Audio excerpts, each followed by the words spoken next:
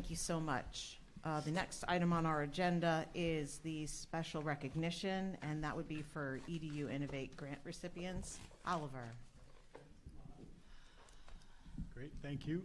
We're very excited about the range of grants we had proposed, and this is a sampling of 4 to 6 of the folks who got funded for those grants. There's a really interesting range of low-tech to high-tech, but all related to the curriculum and inquiry and students interacting with rigorous concepts and learning. So each member is going to just say briefly their name and the school they're from and the topic of the grant. I know you guys have longer descriptions and you've seen those, but we wanted to be here to celebrate the really innovative and exciting work that folks are doing with the resources that the foundation is providing, which really adds so much to our classrooms. So thank you.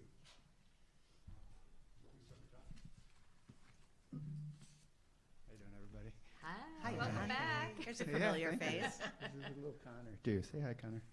Hi, Connor. So I'm at the middle school, teaching tech ed at the middle school. I did a grant to do equipment for a CO2 car unit that I've been working on building out and rolling out this year. So the equipment allowed me to basically race the cars, timing system for the cars, so I could really make this unit really engaging. I've already bought the equipment and used it once. I'm ready to use it again a second time. So it's going to, with all my 8th graders, all the 8th graders are going to get a chance to do this unit. We use the engineering design process to research, build, create CO2 cars, and then race them, and the equipment allows me to do the racing, which really makes it really engaging, really up the level with this equipment, really up the level of engagement that I can do with this unit. So I'm really excited to have it in the classroom. Awesome.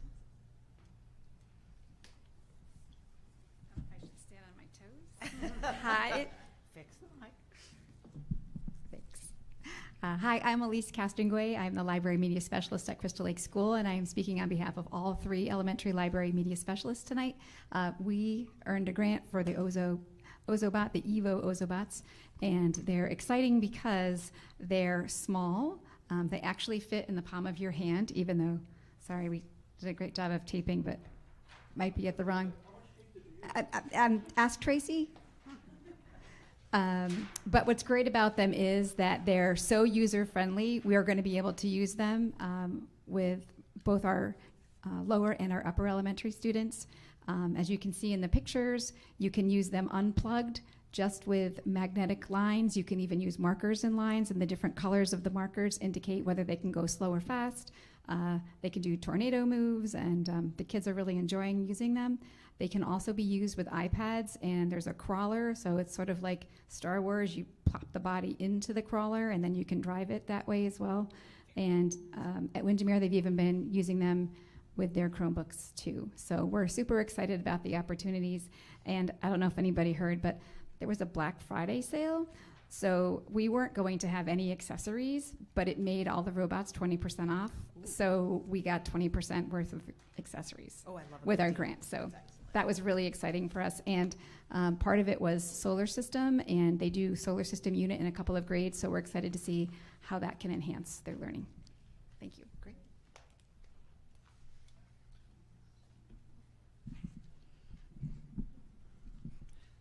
Thank you. Hi, Erica Bouchard. I'm at middle school. I teach 8th grade math. So I got the RC card grant.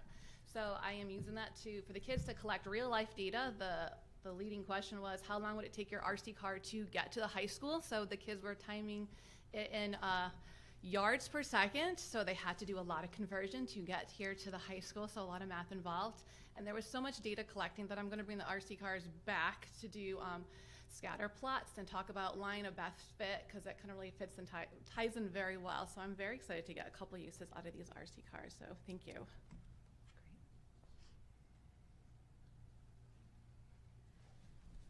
I know. I should have followed Elise. I'm sorry. Poor planning. Thank you. Hi, I'm Linda Robinson. I'm the 712 Technology Integration Specialist. This is Cato. He has nothing to do with the grant. I just didn't have time to drop him home first. We won 4 high-end computers to replace computers in our tech ed lab. One of the things I do in my job is support tech ed and workplace learning. And the 4 new computers are going to allow us to install a program called SolidWorks, which uses AI, which is a state-of-the-art program used throughout many industries to do 3D design and simulations. And our students will be able to do that and learn how to use the program. The other cool thing is if one of our teachers gets certified in SolidWorks, we can offer to our students the opportunity to get SolidWorks certification, which is a great thing to take out into the real world. So we're really excited to have 4 computers that can actually run this program. So thank you. Excellent. Thank you.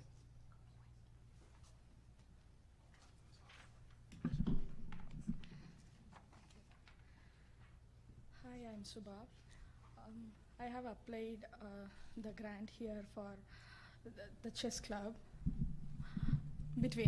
I'm from Ellington Middle School, and I conduct a chess class after school program. So I need to get a more professional chessboard timer and a teaching kit. So we applied and we got the grant. So I'm thankful here. Thank you. Thank you. That's awesome. Great. So that's our set of grants for this evening. We're super excited about what the teachers and staff will be doing on these projects, and we hope you'll even get a chance to come in and see some of the work that they do. Thank you. Excellent. Thank you.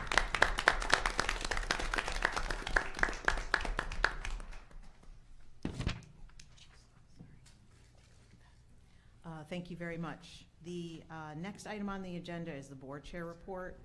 I do have a few things to share with everyone. I have a list of dates for budget meetings that are taking place with other town boards. I was going to list them all out, but I think what I'll end up doing is just email them to everyone so you have all the dates. They range from February 4th to May 13th. So I will get those dates out to everybody so you have them and you don't have to scramble to write them down. But there's quite a few, so join us when you can. It has been brought to my attention that there's concerns about the United States Immigration and Customs Enforcement Agency entering our schools. I did want to let everyone know that we have received guidance from the State Department of Education, and we will be following that guidance accordingly. The other thing that I wanted to discuss is this evening, later on the agenda, we're going to be talking about a letter that we sent to federal representatives regarding the importance of healthy food for our students. And I know we've had previous discussion about this as board members. I know we all agree that it's an important topic, and I hope that everybody can just keep that in mind as we move forward and discuss it later this evening in a bipartisan manner. I know tonight that we have some staff members that are here in response to a letter that was sent to the state regarding Bill 5005, which is an act expanding paid sick leave. I wanted to thank you all for attending tonight and for being willing to share your thoughts. It's important to this district. It's important to me as an individual. I know public speaking can be challenging even in a happy, great event, never mind a Board of Ed meeting. So I appreciate you being here, and I honor your convictions for doing so. I'm sorry that the intent of the letter did not come across as well as it could have from board members, but we appreciate you being here. Civil discourse is important to us, so we look forward to hearing from you all. The last thing that I wanted to talk about is just the state of all of us. Right now there's a lot going on at the state level, there's a lot going on at the federal level, and there's a lot that we don't have control over. Us as a community, us as a country, us as a state, us as individuals. But one thing we do have control over is this unit right here, these 10 people. And I think we work really, really well together. And it's been my honor to serve with you so far. And absolutely, do we agree on everything? Nope, we disagree. But at the end of the day, we walk away, we respect each other. I know the camera goes off after the meetings, but we all talk to each other. We ask about our families. We all care about each other. And I ask that everyone of us keep in mind that we're all here for the same purpose. We're here because we love this community. We love the people in it. We want to see this community flourish, and we want everyone to be happy. I know that that's a fact from everyone sitting at this table, and I appreciate you all very much, and I just hope that that's something we can all keep in mind as we move forward. Thank you. The next item on our agenda is the consent agenda. No, I'm sorry, is our public comments. The first individual we have is Crystal Banville.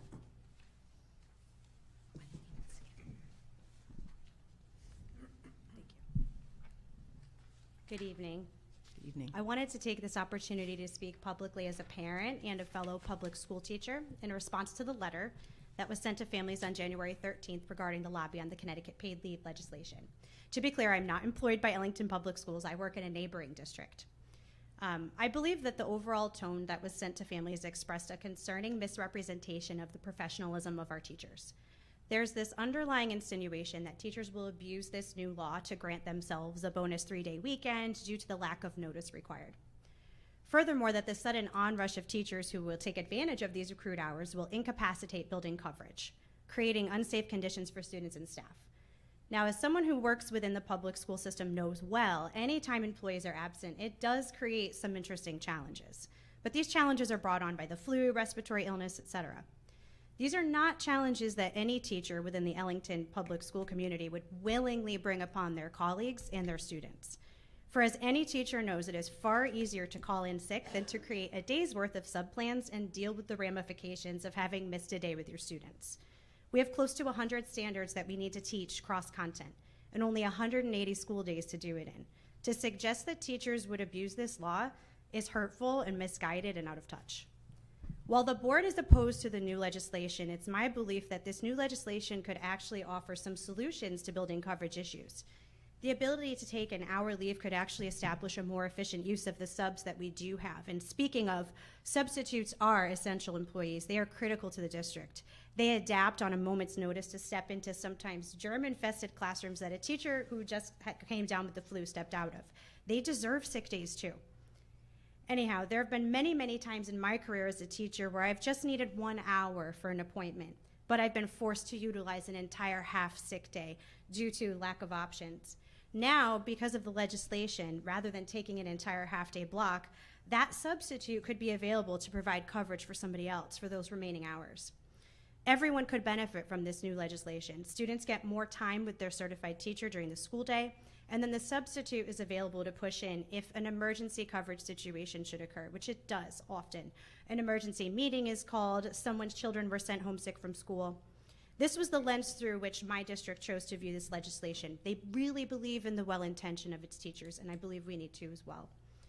If in fact Ellington is having a hard time acquiring substitute teachers, it's in our best interest as a community to take an inward look at the way that we are viewing our school employees.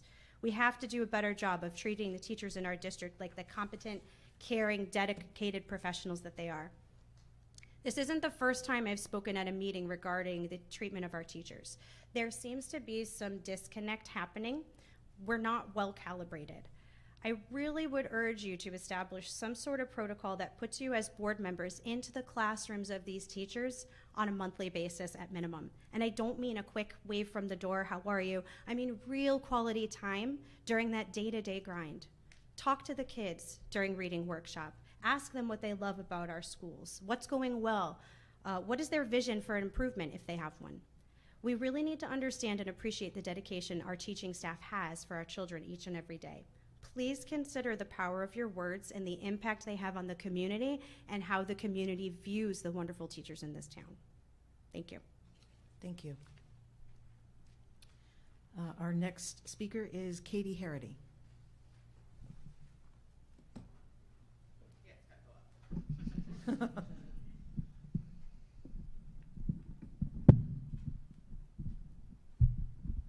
Although I probably could do this without a microphone because I do it every day without a microphone. Good evening.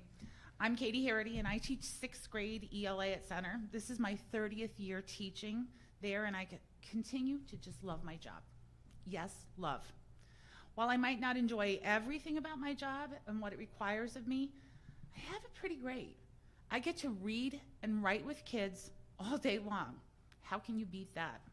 But to be honest, the bane of my existence as a teacher is writing subplans. I avoid them at all costs. Hence, if I'm taking a sick day, I am sick. I've held off surgeries until a scheduled break, wellness visits, eye appointments, dentist appointments, summertime. And I know this is true for nearly all the people I work with here in Ellington. Why am I sharing all of this? Well, on Monday, January 13th, an email was sent from the superintendent with an attached document from the Board of Ed, lobbying for improvements to the Connecticut paid sick leave law. This left me speechless. As the co-president of EEA, the teachers union here in town, I received numerous phone calls, countless texts, and had multiple conversations with members, feeling all the same way: insulted, disgusted, devalued. I'm not here to debate the law or find flaws with it. Our membership spoke, and I need you to hear them. The negative tone and the underlying assumption that with 3 more sick days this year, teachers would run havoc over the school district, taking time off, leaving buildings unsafe for students. We talk a lot about how we are family here in Ellington. Families are respectful to one another. Families not only think about what they say, but how they say it. Teachers in Ellington care about their students. Teachers in Ellington are professional. I hope that in this forefront, when emails are sent and statements are made. On a side note, if I ever succumb to teacher burnout, I'm 30 years in, doing it for a while, it will not be because one of my fellow colleagues called out sick. Thank you. Thank you. Our next speaker is Michelle Murray.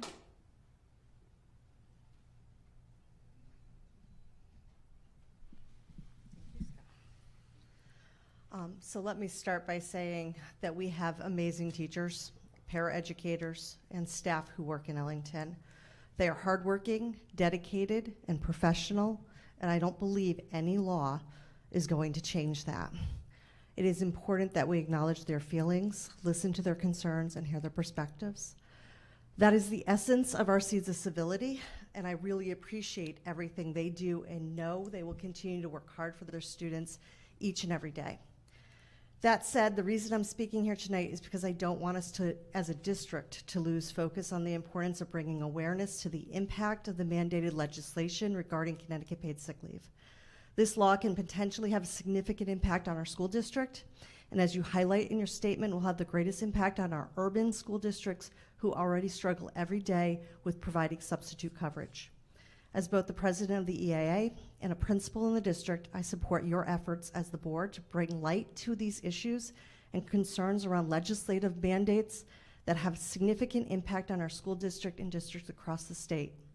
I am concerned as an educator with the recent trend of top-down state laws that are passed as mandates for school districts without feedback from school boards, superintendents, teachers, and principals, and parents. It's an important part of the legislative process for superintendents and boards of education to bring awareness of and discourse to legislative policies. This board has had a strong track record of leadership with many previous issues it has addressed in a similar way. It takes courage to take a stand, and I thank you all for that. I know that our teachers here in Ellington would be willing to cover a class for a colleague. They do it every day. I know administrators have covered classrooms when teachers need to leave early because their child is sick. As an administrator, I have always supported and provided flexibility whenever possible to support teachers taking personal sick leave. If teachers and staff are sick, we want them to take the sick time, and we find a way to get them the coverage so that they can do so. I care about our teachers and our staff. I know our administrative group does as well. We want to make sure teachers and staff can take time when they need it, always. However, I am concerned with how the implementation of the law will impact teachers and students. This legislation will have an impact on our schools, especially in trying to provide substitute coverage in 1-hour increments during the school day, as well as covering for paraeducators for whom we are unable to hire substitutes. As a result of 1-hour incremental sick time, teachers may need to cover more classes when substitutes are not available. This will cause additional stress to teachers and school staff. We may have more times when our students don't have the para support they need, which impacts student learning. The letter you wrote to lobby for improvements to the Connecticut paid sick leave law was well written and clear in your message and your concerns about that the legislation would impact Connecticut school districts and needed to be reconsidered. I believe the purpose was to bring awareness of how the law would impact all school districts and the potential concerns and challenges school districts may face in providing coverage to classrooms. I know everyone here, our teachers, our paraeducators, our administrators, and you as a Board of Education want to do the best for our staff and our students, and I'm thankful that I work in a district that does value that civil discourse. On behalf of the Administrators Union, I thank you for having the courage to speak out and to bring awareness to this legislation issue at both the state and Connecticut school district level, and hope that in doing so, the challenges that districts may face can be resolved by our legislatures. Thank you. Thank you. Our next speaker is Michelle Scarborough. I'm sorry, Melissa. Looking at Michelle Murray. There's a lot of M's. It's Sorry, good. I know No, it's no Melissa. worries. So my name is Melissa Scarborough. I teach French and Arabic here at the high school. I am Katie's counterpart as a co-president of the Ellington Education Association for the teachers in this district. I too am speaking on behalf of our teachers regarding the CT paid sick leave that was sent out, the letter sent out on January 13th. I would first like to start by saying that we understand the intention of the letter. However, the impact of it is our focus today. The way it was written, the fact that it was blasted out statewide to all 092 and all 093 recipients in the state has left our teachers in shock and dismay. The day of its release, I heard from friends, as many of our teachers did, in other districts asking, "Are you okay? Are you sure you don't want to work here instead?" They, like us, read it as an affront to our dedication to our students. To be frank and to be clear, no one goes into education if they don't care, if they don't love their students, if they don't want to be present and in the classroom. It's too hard a job, especially without substitutes, like we've talked about, and an ever-looming national teacher shortage. We feel the brunt of this not just viscerally, but literally every day. Teachers feel guilty when they're out, and they want to minimize that. I will give you two examples as quick as I can from my own experience in the decade that I have been here in Ellington. I have had two surgeries. One was on my teeth, and one was on my eyes. I took leave on Fridays for these. Why? Any teacher will tell you being out is terrible. It's more of a hassle to come in than it is to put together those subplans and to be out. So I took out the Fridays before the weekends, and I took one on a long weekend in order to avoid taking more days out with students. I missed out on birthday parties, on family reunions in order to do this, and you bet I was in Monday or Tuesday with my meds. One of them was my wisdom teeth. It was not a fun weekend. You can imagine the drooling on a couch. So the letter calls out, for example, the Fridays. That's one of the reasons we take them. Right? We're taking it to minimize our impact on students, to minimize the amount of subs we have to call, to do those things. My second example, I'm a runner. I like to be outside. 2 years ago in the spring, I got Lyme disease. It happens. Lyme disease sucks. It sucks almost as bad as the medicine. If you've never had it, I hope you never do. Even the kind of weak strains, the mild strains, the medicine is really intense and it lasts for like a month. So the first week of taking them, I had some complications. And again, it is so much harder to be out than it is to come in.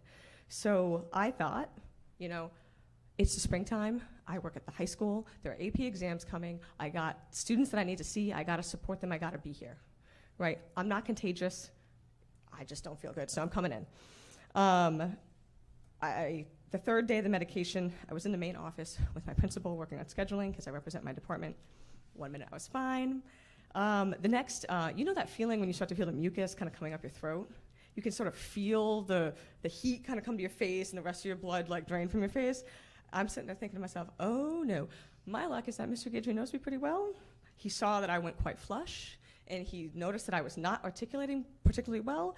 So, if you haven't figured out where the nurse's office is, it's about 20 Melissa steps to the nurse's office from Mr. Guidry's office. You will be happy to know I did not vomit all over him or the main office, but it was not pretty. All right, so I made it across the hall, and after doing that, I argued with the nurse. She was like, honey, you have to go home. I said, you know, that was a bell for D block. I haven't seen my AP students today. That exam is coming. I need to go in. And then she calls in Mr. Gidry again. No, I need you to go home. You are not well. We don't need you fainting in class. We don't need this happening. And I had the beautiful and horrible realization of saying, I don't know how to call out midday. I've never had to. I don't want to. I don't even have sub-plans. I have the emergency one somewhere. We figured it out, but I ask you, is it safer for me to be in the room supervising and possibly vomiting or fainting, or to entrust a sub or a colleague to do so, even if it means temporarily combining classrooms or having to think a little creatively? Mind you, these are examples that are less involved than some of the things that my colleagues have had to face. I could name several teachers, like Katie also mentioned, who had to push off serious surgeries this summer or other breaks, putting their health at risk. I knew a brilliant friend too, who came to school with a catheter taped to her leg. I will repeat that, a catheter taped to her leg. She was a Miss Noreen Fiddler who came to work while battling cancer. We have other friends that have similar struggles and battles that deal with this daily in our district, in our family here. And I have to tell you, she passed just under a year ago, and we had school the next day. We found out in less than 24 hours, and before, and I was amazed at how many of my colleagues came to school. And I went around and I asked them, why are you here? They gave me two reasons. One, my colleagues need me. Two, my students need me. Simple as that. They put themselves in their grieving, their healing, and processing after to put students and their peers ahead. If that's not love, I don't know what is. I understand the intention of the letter. Despite that, the letter made me feel that anxiety and that guilt tenfold. I am rarely, if ever, absent, and like every other teacher in the district, I know we only get 180 days to see our kids and to be with our kids. We are acutely aware of the difficulties when subs are not found for classes. We understand the pressure that puts on the main office, our colleagues, and our students. It is also why we step up every single day. Michelle talked, for example, a little bit about how this looks across. When I was out, my department reached out. They made sure that my kids had what they needed. They took time out of their preps, out of their lunches, whatever. They were texting, they were calling, what do you need? And we do this for each other every day because we are a family. That letter makes us feel that that family doesn't extend beyond the walls of our buildings or our place in the hierarchy. That good intentions are not assumed of us or when it's inconvenient. Regardless of the intent, that is the impact. In a time when it's already really hard to find teachers, I ask this board and administration to consider their words, assumptions of abuse, and the message they send my Ellington family, because I don't want to lose them.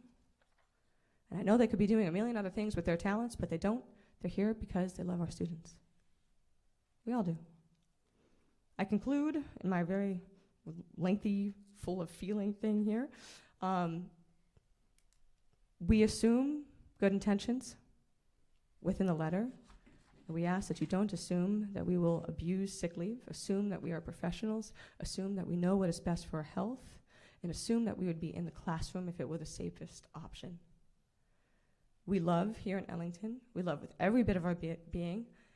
Ellington's a desirable place to live, work, and commune. Let's keep it that way. Thank you. Thank you.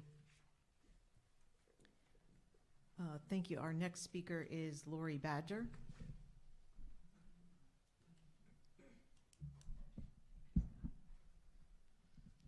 Good evening.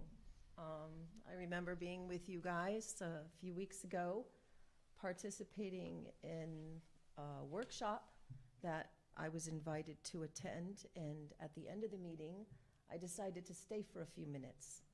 And I listened to all of you in debating over the letter. Should we put this letter out or shouldn't we? and you all unanimously decided that yes, we should. And I will agree with Michelle, especially being the para-union president, that we have a lot of absenteeisms.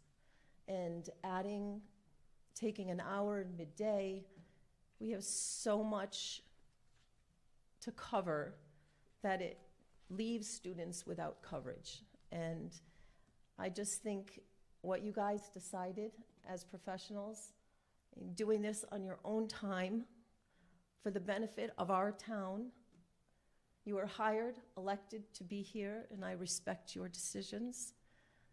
And I respect the letter that you sent and your opinions about what you said too. I don't feel it a disrespect. I do feel that because of the impact it would have in the para community, it is not needed for the para community to have this bill passed, to be honest. So I thank you. I thank you all for what you do and your heart that goes into us and for your time. And I mimic Michelle. She had a lot of beautiful words to say, and I thank you for your time. Thank you. Thank you. Thank you. The next item is the consent agenda. Is there any changes? Yes. At this time, I'd like to make a motion that we put this topic on the agenda for discussion. I know we can't talk about it at this time. It's not on the agenda, so I'd like to add it to the agenda. It's a point of information. It's in the superintendent's report. It is legislative issues. Is that included in the, is that yes, so as one of the legislative issues? Yes, so that is included, and so people will be able to talk about it at that time. All right. Thank you. I'll withdraw that request. Thank you.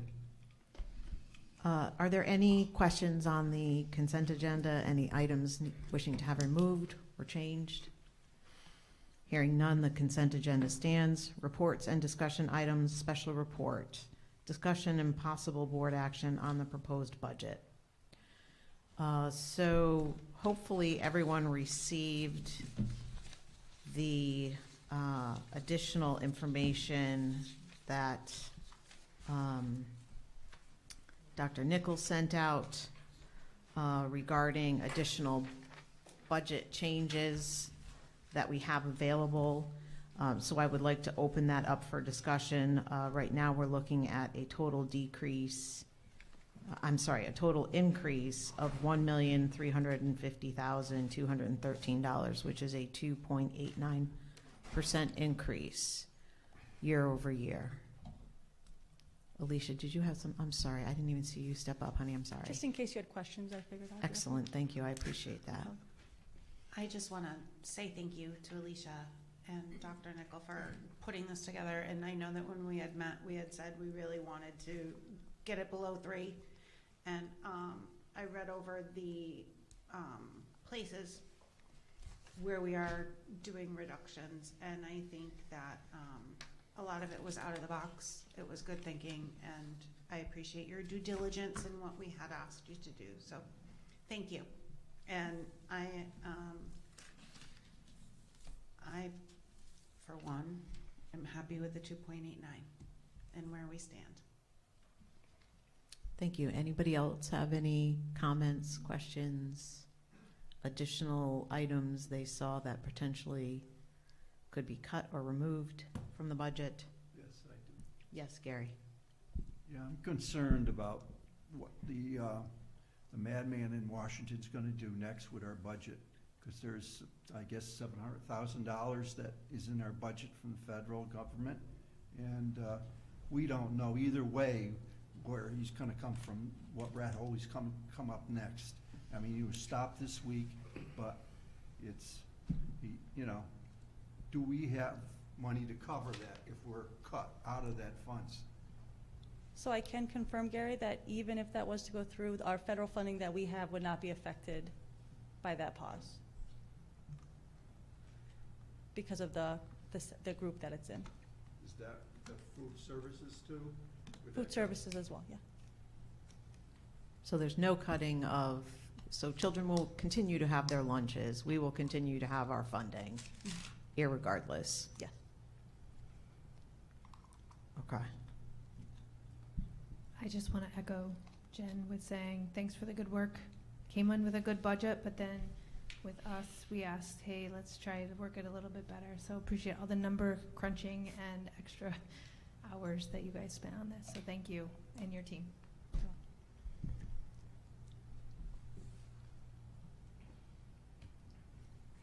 Miriam, Lenora, Steve, any questions, comments? Gary? No. I will move that the Board of Education adopt a budget for the 2025-2026 fiscal year of $48,065,373, an increase of 2.89% over the current year for submission to the Town of Ellington per Charter 1102. I second. Seconded by Marcia. Any further discussion? Just a word, Chairman Dunn. Yes, please. I'm sorry, Mike. Go ahead. No, that's okay. I just wanted to congratulate you all. I know I'm working remotely, so it's interesting to listen to how you've come about this final reduction on this budget. And I too am very satisfied with getting under 3. Mullen is correct. This is hard work, and I echo what Ms. Mosier said, that I appreciate the budget behind the scenes work.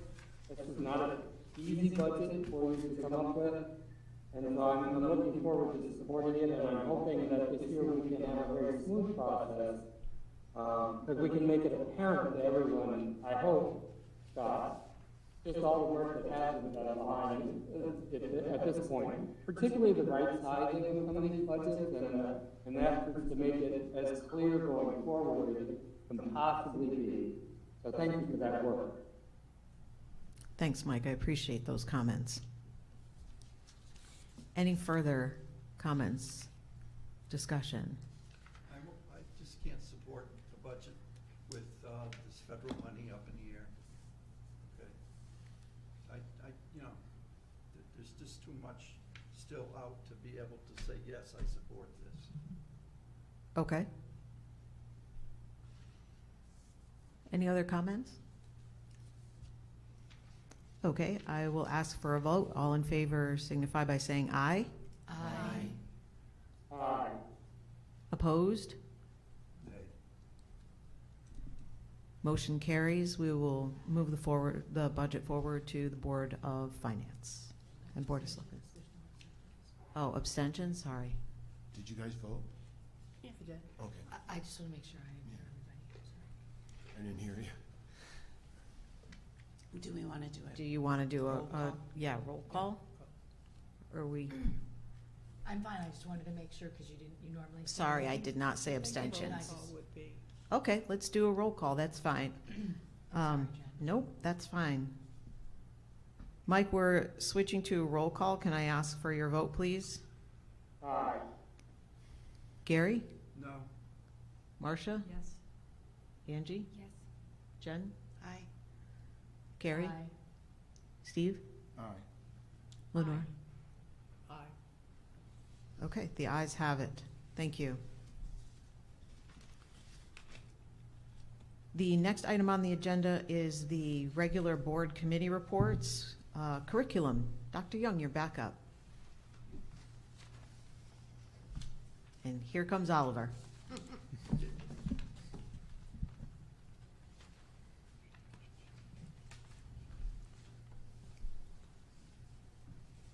All right, Oliver, you are in place.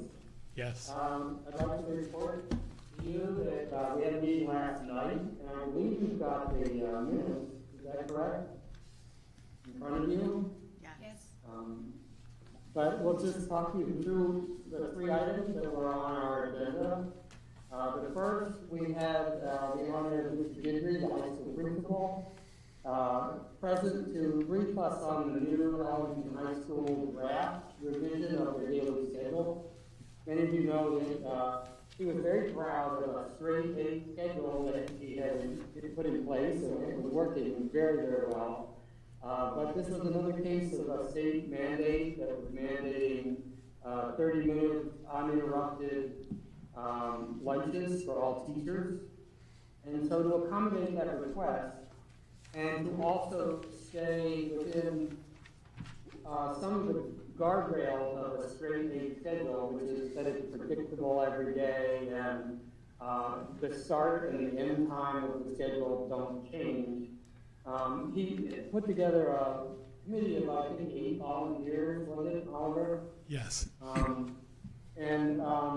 They've come up with an updated schedule proposal that actually has some interesting positives for us. It actually has a little bit more contact time for students. It utilizes our space in the lunchroom a little differently. It puts together 2 lunch periods instead of 3, and maintains the current start and end times. It actually gains us, I think, 16 minutes over the course of a week of teacher contact hours. And it provides for some longer periods where you can do art and science labs and music. And I won't forget Mr. Hellman, culinary and baking that sometimes takes a little bit more. I've truly benefited from those courses. As you all know, as even Gary knows. So the new schedule is going to be piloted. I believe that Mr. Guidry reported he was going to try the 2 lunch periods to make sure all the kinks are worked out. And then he has a few more additional administrative kinks, particularly for off-site things, coordination with the middle school to make sure kids who come visit the high school in transition can do that under this new schedule. Our students who are at bases and other off-campus locations aren't going to be grouped up with the new schedule. And there was a very good, healthy discussion about this. It impacts on special ed, on parents, on teachers, contact time. And overall, I think the committee was very pleased that we were able to come to not only a draft that accommodates the state requirements, but may actually have tweaked to schedule it in a way that actually improves things. So, Oliver, did you want to, I don't know if Mr. Jittery is president, but if so, you're welcome to comment as well. But do you have anything to add on that first item? No, just that schedule change is challenging, and it does involve some adjustments, and there always are some trade-offs, but I think this is a great compromise in a very positive sense in that it gets us some longer instructional periods 4 out of the 5 days, and classes are still meeting 4 out of the 5 days every week. So it's some expanded instructional time in slightly longer blocks. The lower number of transitions can be really helpful for schools, and that is where we gain the instructional time over the course of the week. So I think it's going to be a positive compromise that will come with some adjustment and growing pains as folks plan and prepare for it. I guess the part that I couldn't quite get my mind wrapped around, my name was left off of here, but I was there. Apologies. Are your feelings hurt? What I was. You were listed as Marcia Cooper-Schmidt, so we apologize. When we took that off, we didn't get your name added in there. So I guess the part I couldn't, what I was having a hard time with, this was all done for the teacher lunches so that they can get their half-hour lunch, because we care about our teachers getting a break. But I couldn't figure out how it helps that. Because they're going to go down to the 2 lunches versus the 3, Steve. So by going to the 2 lunches, they're going to be able to recapture it. Once they put the schedule together, I haven't seen it. I could just understand it. But, okay. But yeah. I missed that. I missed the whole. Once they do the schedule, they're going to give it to us, and we'll see it. And you can see it laid out, right? Yeah. So it is comes partly from by doing a longer instructional block. The periods before were about 40 or 42 minutes. If you cut that in half for 2 lunch waves, then you only get 21 minutes per lunch wave. Right. If the instructional block is 1 hour, you get the two 30-minute blocks, But which they're gets... they're only 58-minute blocks, so what are you gonna do for the other 2 minutes? There's some rounding with the passing time. So it works out to get the full 30-minute lunch. We don't have to give teachers passing time to get to lunch if they have their 30 minutes with the passing time on either end of the 58, then the two 30-minute blocks fit into that 1 hour long block. Well, everybody's gonna get to see this at some point, right? Yeah. Yeah. I still would have liked to been able to see the Tuesday, Thursday, and Monday, Wednesday, Friday kind of schedule. I mean, I know it's challenging. I Yeah. just think it would be beneficial for the students. I think there are some classes where feels like you just get going and then the bell rings, right? Right. And so I think there could be some advantages there. I don't know how to make it happen, or even if you could. But I also think for students who, with the homework schedules and sports and all that, if every day they have, they go home, they have homework for the same class for the next day, they would give them an extra day for some of their classes with the homeworks, and managing the schedule could be, a little bit easier. Yeah, so this is a compromise in between that. That does involve longer instructional blocks, which is challenging for some subjects. And it would also mean longer homework assignments that students are doing in 2 steps or have double time to do instead of shorter ones that is kind of a quicker check-in on their work. So this is a compromise between those 2 plans. I totally see your rationale around a college-type schedule with Tuesday, Thursday, and Monday, Wednesday, Friday. And this starts to get students more used to that without going all the way into a schedule that can be really challenging for high school. If I could just add one, you're hitting the nail on the head, Carrie, because schedules, every schedule you come up with, especially high schools, are super complicated, and they tend to shift on the pendulum, right? So you go from like a block scheduling approach, which you were kind of alluding to, that's a version of that, and that runs its course for 4, 5, 6 years, and then people say, the schedule's not working, the schedule's not working. You run a committee, it swings back to the 8 straight, and people go, this is great. And then 4 or 5 years later, people are like, it's not really working, if something happens. The straight 8 came in, and everyone was excited about that when John Guidry came in, if you remember. I do. And so I just think there's pros and cons to all of these schedules, and this was precipitated by obviously the state mandate, and that's fine. And so now we're just going to try to make some adjustments, and they still have a lot of work to do with that. But we wanted to make sure the board at least got a preview of some of that. I do have a quick I was just going to say, I think Jen had a comment. Yes, go ahead. Sorry. No, you're okay. good. I understand I'm no longer a student and things confuse me more often. Right. Is there something that we can put, near the office? So when the kids walk in, they know what schedule of day that they're on? Because seeing it, it's like, okay, for the first month of school, the students, I think, especially the ones that are here now, are going to have some confusion with the change. Yeah. I want to make sure that they know, okay, or during morning announcements, say, okay, today is blah, blah, blah, we're dropping this block, we're dropping that block, this is where you start your day. Something similar so that the students are aware. Yep. So it does fit onto one sheet of paper. Every Tuesday is the same as every other Tuesday, so they will get used to that pretty quickly. And so the days of the week are very similar. There's one day with a straight 8, which they're completely used to. It's hard. They all know how to go from A to H. Yes. Right? So that day is set. The other 4 days, the classes follow in alphabetical order. It's just that 2 of them are missing.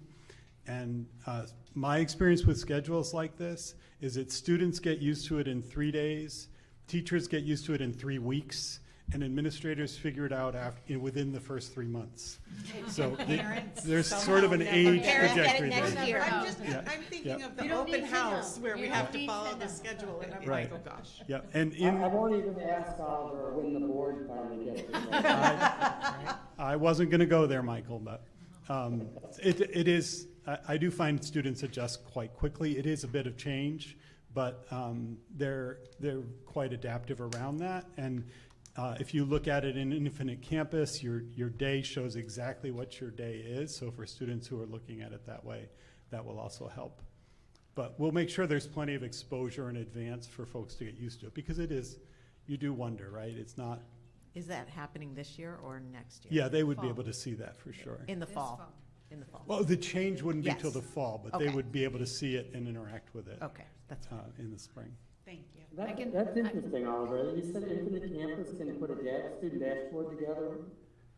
So, yeah, one of the standard features within it is showing exactly what your day looks like, the same way a Google Calendar does, or a Microsoft Calendar, or that's super iPhone nice. Calendar. Yeah, parents can see that too, actually, Mike.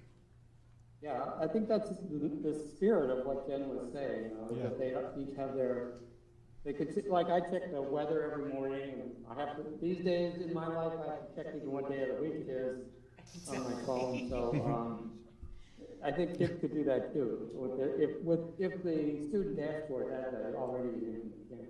Yeah. All right, so, Thanks, we're Jen. good on discussion of the schedule. Oh, hang on a second. Sorry, Mike, Miriam has a question. No, I Or a don't have a comment. question. I just want to share one of the comments that John made that I thought was important. A comment, pardon me. About the 58-minute period, is that it would give the teachers a chance to work with students and help them if they needed it in class.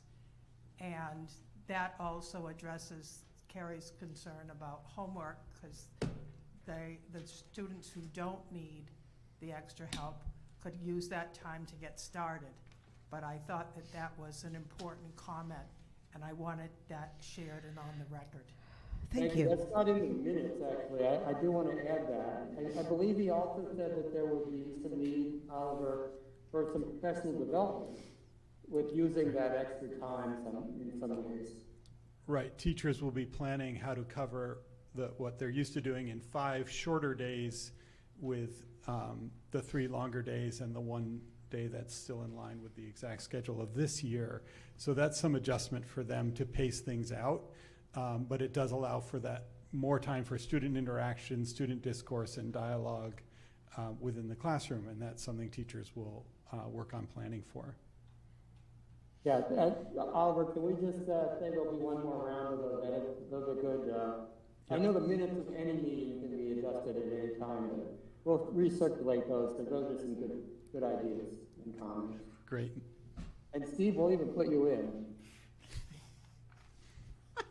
So the second item on our agenda had to do with new courses. As you may know, at least members of the board may know, every year teachers are asked, high school teachers are asked if there's a course that they are super interested in teaching. And Mr. Gidry has been overwhelmed with how inspired some of these teachers are. There were 9 new courses that were proposed or overviewed for our committee. They ranged everything from additional PE courses that took advantage of our new weight room facilities to additional courses, Oliver, on baking. There was an extent of that. Right. And there's some coaching and officiating in PE. It is awaiting the students now to pick their top 3. The process at this point is that the 9 courses will be, I think they went out today, to the students to be surveyed, and we'll know at the end of that survey the top pick. And at that point, the curriculum committee has asked that the full syllabi of the courses that are represent the students' best selections and the ones they have the most interest in. And I believe Mr. Gidry said he's looking for at least 10 students to be interested in taking a course for it to be one of the selected courses. We'll look at those syllabi, I think, in our August meeting or early in the semester.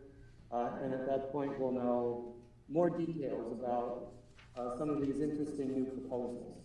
So, Oliver, if there's anything you'd like to add, feel free. Yep, nope, that's great. The student survey is to gauge interest, and then in the actual formal course process, if there's enough interest in these courses, adding them to the slew of electives that are available. There are almost 200 courses in the program of studies. So with the additions of the ones that are the most popular in the survey, students then go through the process of actually picking schedules, and we sort out we're getting teachers and students and rooms all lined up so that works. So we can't guarantee that a course will be able to go forward. We need enough enrollment for it, but the survey helps judge which ones to put in the offerings so that we're not diluting our 800 students across 500 different classes and ending up with no one getting their choices in the schedule. May I ask if the firefighting course was part of the survey? So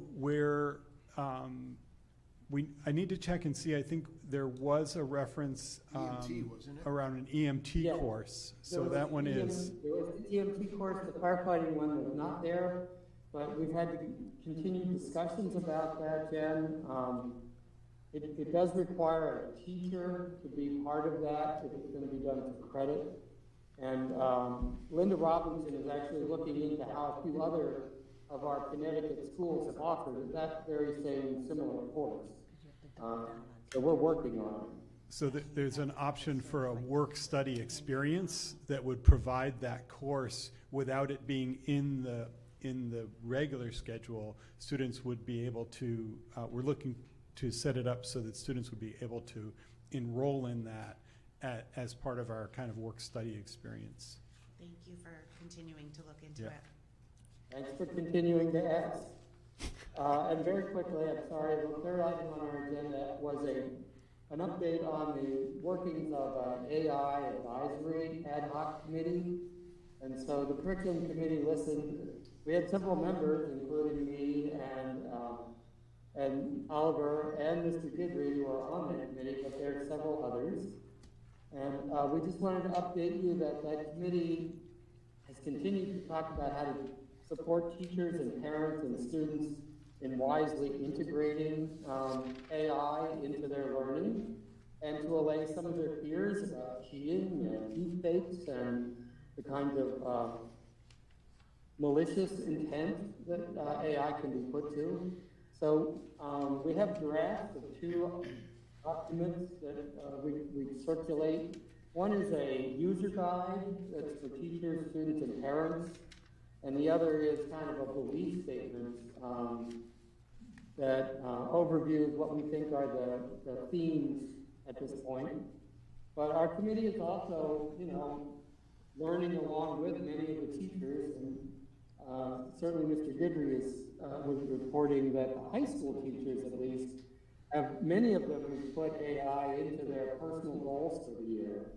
And so there's already work underway, and our advisory committee feels like we can start to meet less frequently, but continue to hear about how this is kind of taking a natural growth within the high school teacher community, and then maybe support expanding to the rest of the district in a reasonable way.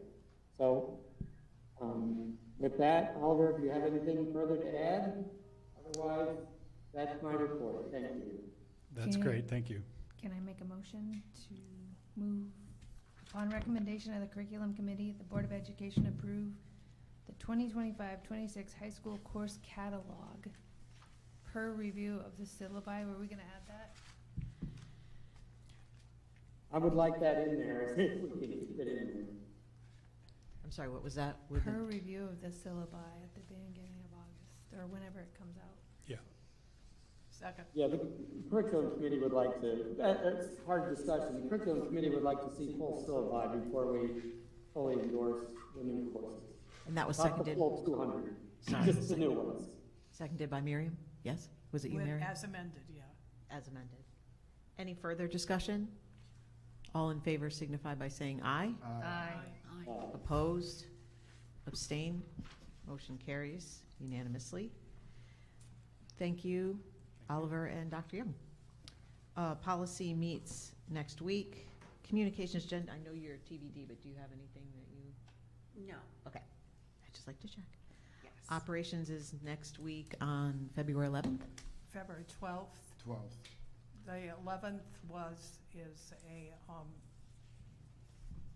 is the PBC meeting that's going to take place at Windermere.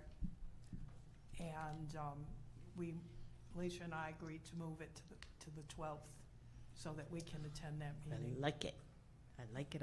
And so on the 11th, it's, Gary, am I correct that it's the Permanent Building Committee meeting?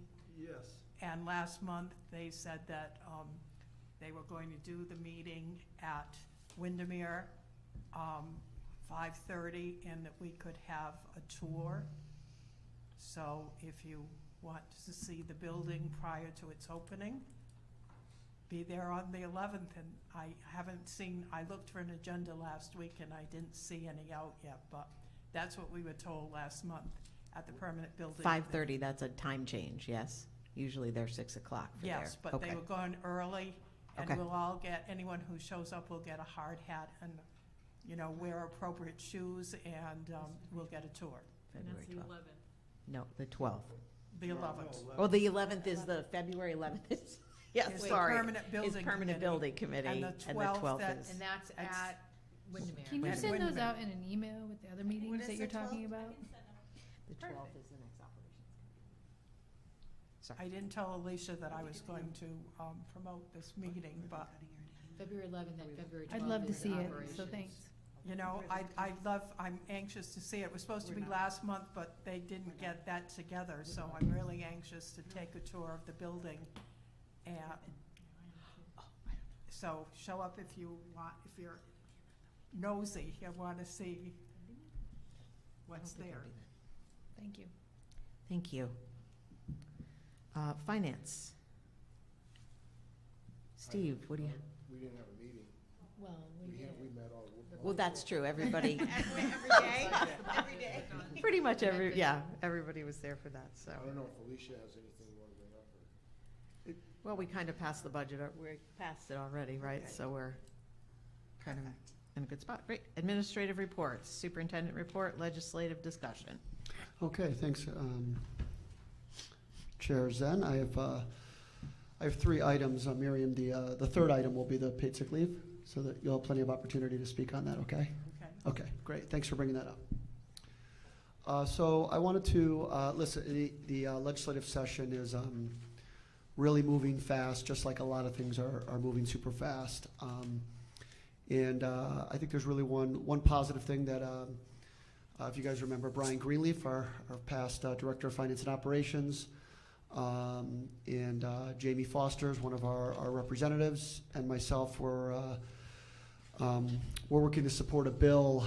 This is HB 5886, and it's really about creating a uniform chart of accounts for finance. And so it's a really good idea that Brian has had. Jamie has submitted the bill, and I said that I would work with them to support it. And basically what the bill is basically is that we're looking to try to be able to create a pilot program for school districts that want to be a part of it, that when you use your financial software, there would be a common chart of accounts where budgets and how the accounting is done is more aligned across the state. And you can just see how that's really good from a transparency standpoint. If we were able to, this is something that came up in 2010 and has just been shelved. And we're trying to resurrect it a little bit. But you can imagine if you ever get to the point, and this may take some time and it may not get out of committee this year, but if you could get to a point where there's a common chart of accounts amongst all the 169 school districts, and the state would have a really good idea of being able to look at analysis of particular types of accounts and how they're being budgeted and see trends and analysis across all the school districts. And you can imagine that would make it much more appropriate and easier for the governor's biennial budget for the state to look at trends with financing education. Was that, I'm sorry, 5886? Was that? So it's, yeah, it's 5886. Thank you. It would make it a lot easier for us to be working with other school districts to figure out different funding trends and analysis and how we could work together to just basically use the taxpayer dollars. At the end of the day, taxpayer dollars, this should all be transparent. It's all taxpayer dollars. These are public accounts. And the better we can figure that out, I think it'll be beneficial for some. So I'm not sure how this bill will, if it will even get out of committee. It may not. But sometimes with these things, if you keep working at it over years, you can start to make some headway with some of these bills. And this is just one that I'm going to fully support. I think it's a good bill that Jamie's working on. So that's number one. Number two, I wanted to say Chair Zen alluded to it a little bit in her open remarks. Things are moving pretty fast, and it can be unsettling in a lot of different ways. No question about it. People have there's a lot of wide range of emotions going on with just the world in general, and I think that when we're trying to create, this board has taken a lot of risks and challenges to try to do good things for the benefit of Ellington children, and it's something that they should be proud on. And I think that when you try to work to create civil discourse and you work with the seeds of civility, and I think you saw some of that tonight, it can be messy. It's not necessarily comfortable.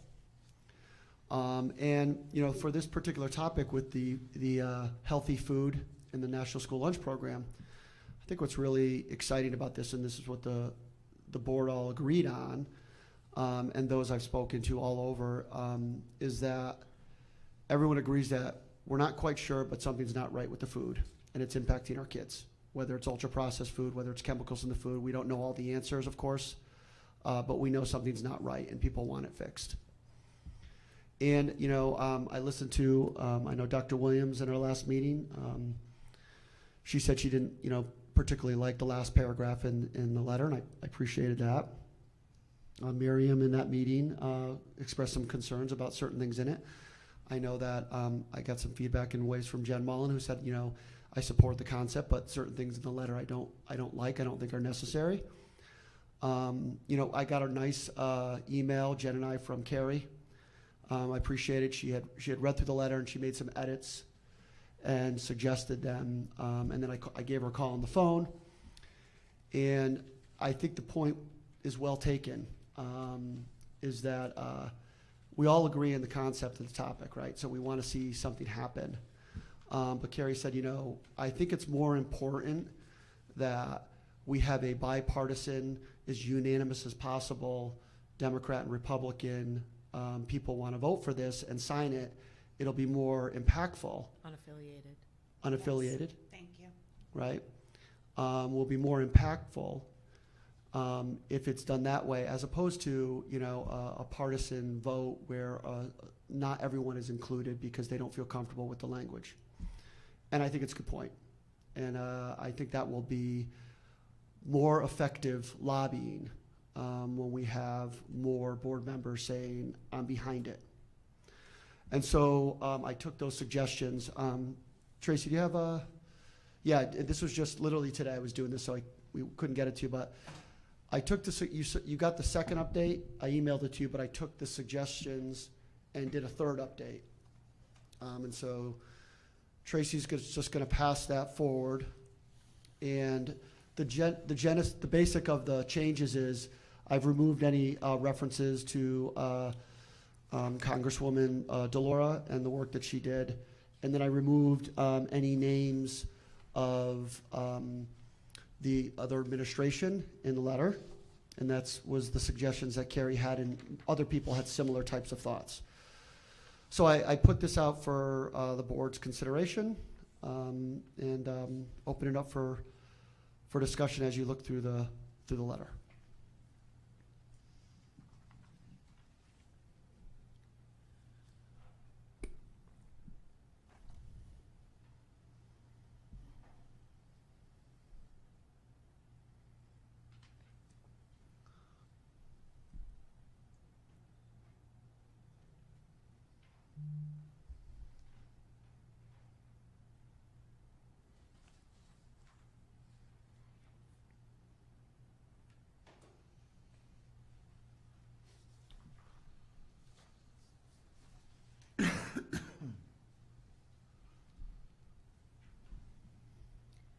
Questions, comments?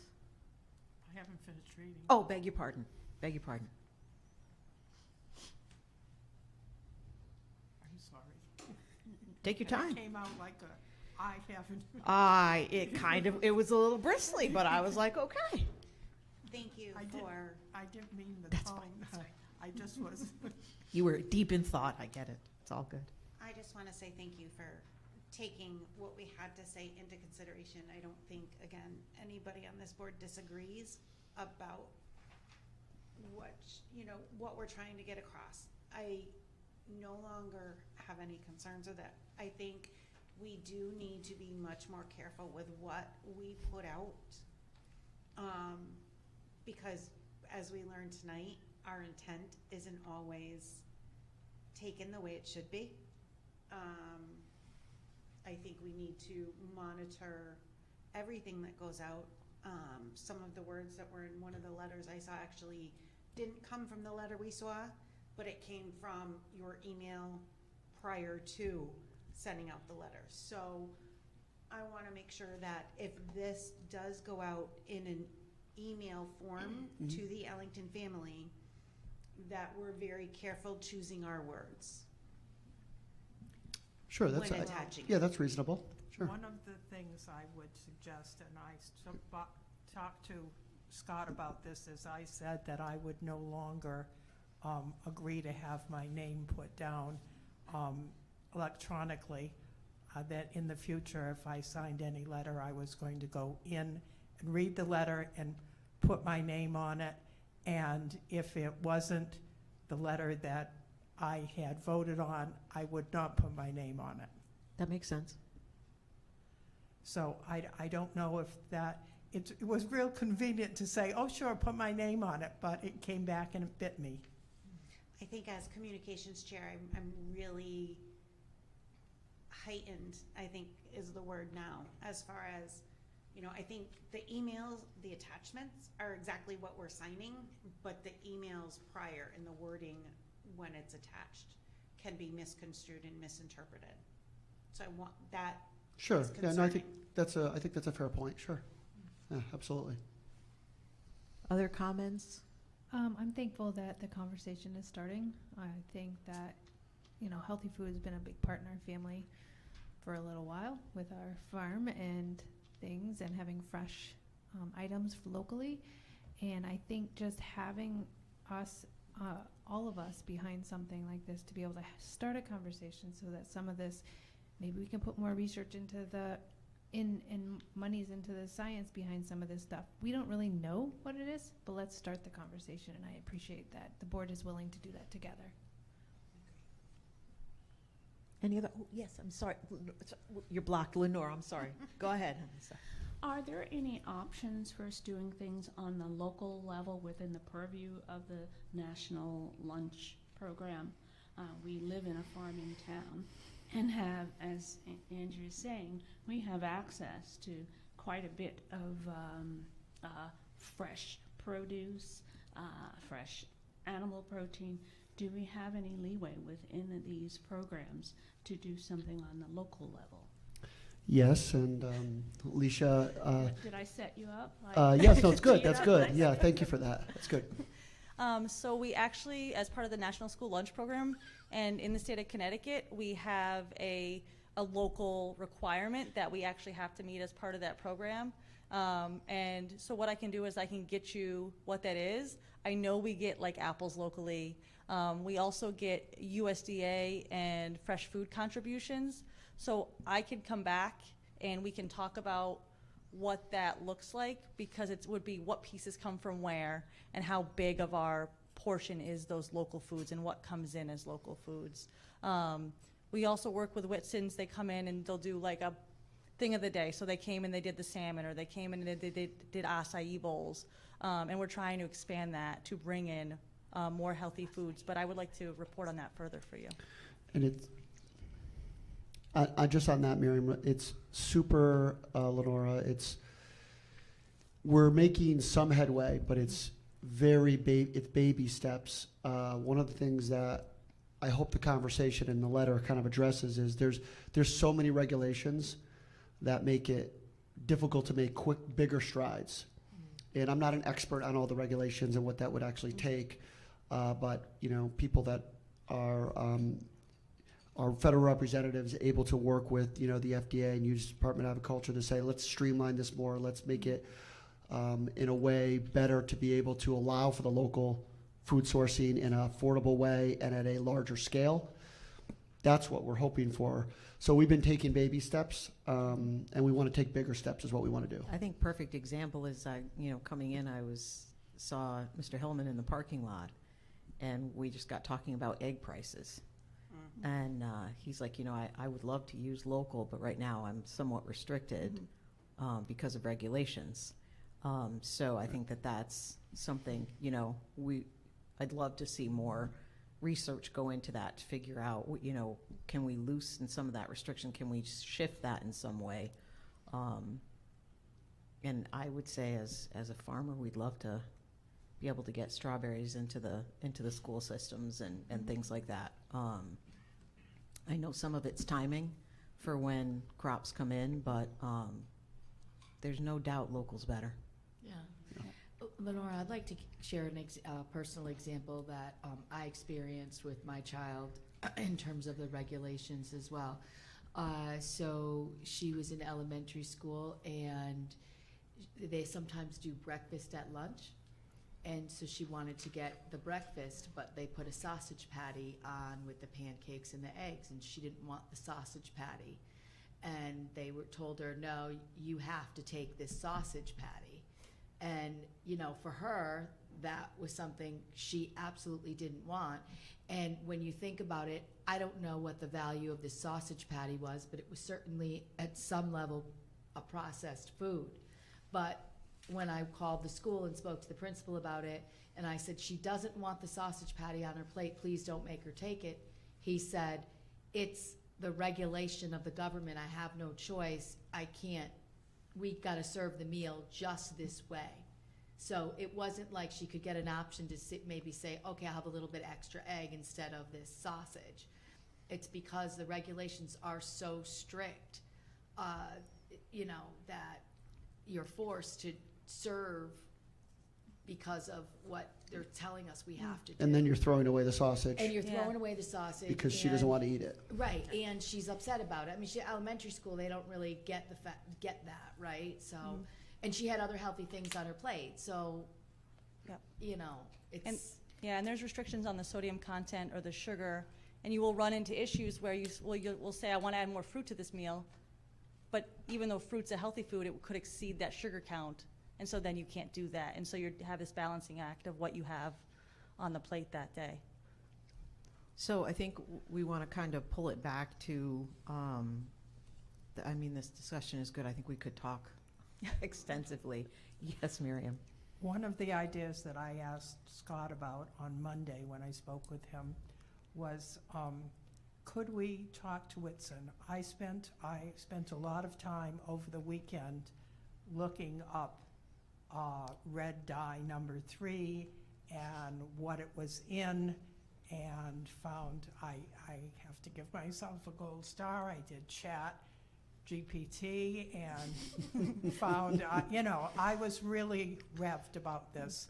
And I found that it was in things that are strawberry flavored. It was in red cherries. And I said to him, could we talk to Whitson and ask them? I also found that certain producers did not use red dye 3. They used red dye 40.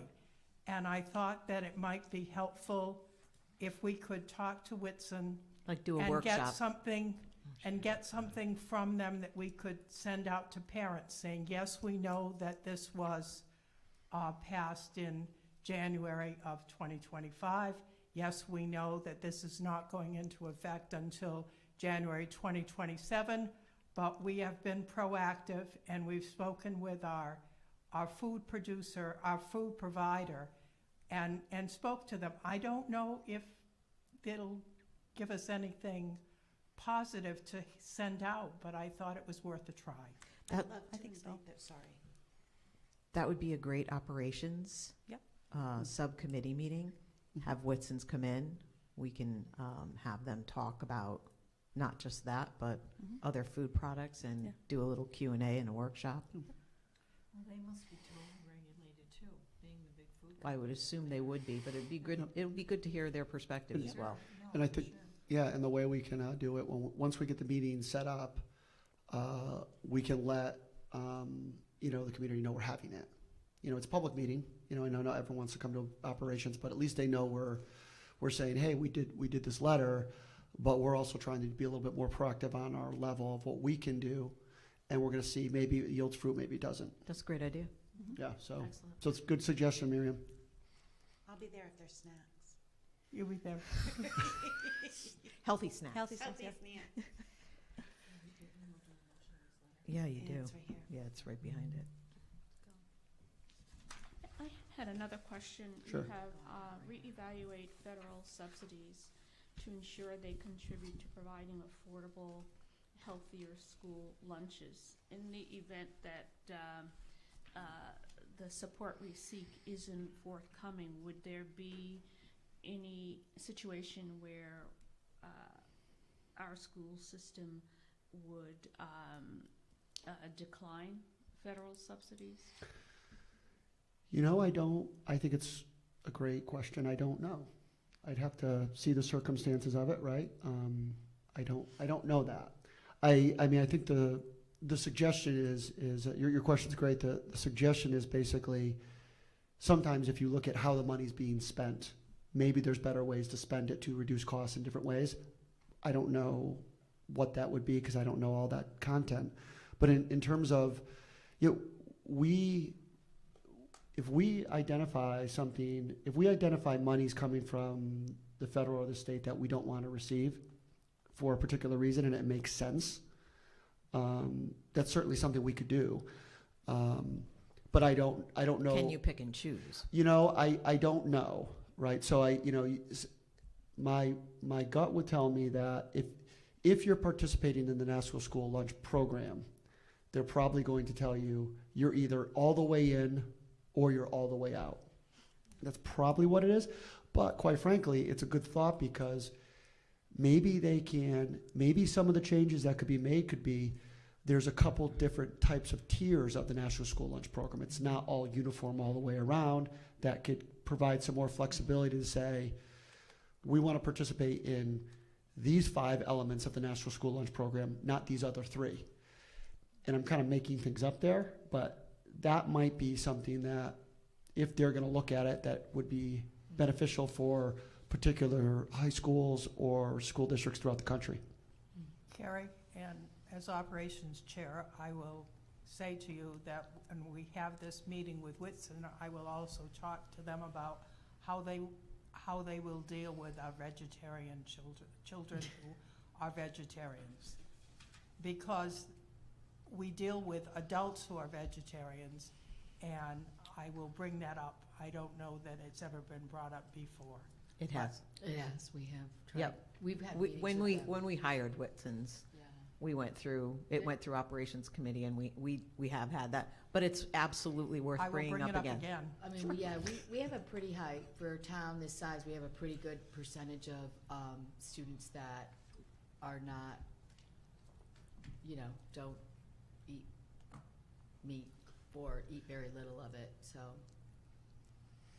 I will make sure that's discussed again. Yeah. Is that in all the schools? Because I can address that directly with them as well. What? The vegetarians, Yeah, are I all mean, across the district? there is a cultural piece to it in our Yep. town where it might not be strict vegetarianism, but certainly some cultures that do live here don't eat meat like the traditional American culture do. Okay. So, yeah. If everyone's okay, I'd like to make a motion on this. Does anyone else have any? Okay. In alignment with the Board of Education Ellington Unplugged Initiative, move to endorse the proposed bipartisan letter to Connecticut's United States Senators and Representatives as amended, requesting their advocacy to address possible harmful chemicals in food and/or ultra-processed foods served through the National School Lunch Program, and to work with the U.S. Department of Agriculture and Department of Health and Human Services to that end, and to authorize the superintendent of schools to advocate as necessary. Second. Seconded by Angie. Any further discussion? I do have one question. So Sure. this says draft right now. Right now. How do I know that when the letter actually goes out, that this is the letter that's going This- out, as opposed to But you other can changes, go in and regardless of whether or not you consider them substantive? Yeah. Because if I agree with a letter, I want to make sure that the letter that I have This- agreed to is actually the letter that that has my signature on it. This will be the letter. So it's a point well taken. Yeah. And that was what Jen Mullen's point was. So that this will be the letter, absent a reformatting or absent a grammar, but this will be the letter. So thank you for bringing that up. So I think what you could do is, Lenora, is like Miriam, go in and sign the actual letter. That way you know that's the one. You know, it's not ideal, but that way you're 100% sure. It's doable. Yeah, there you Well, go. In terms of just logistics, I know, Lenore, your schedule's hard, so we're going to be trying to get the letter out. I can tell you the letter's going to be the same. Not going to change it. I'm saying it publicly. So the letter's not going to be the same.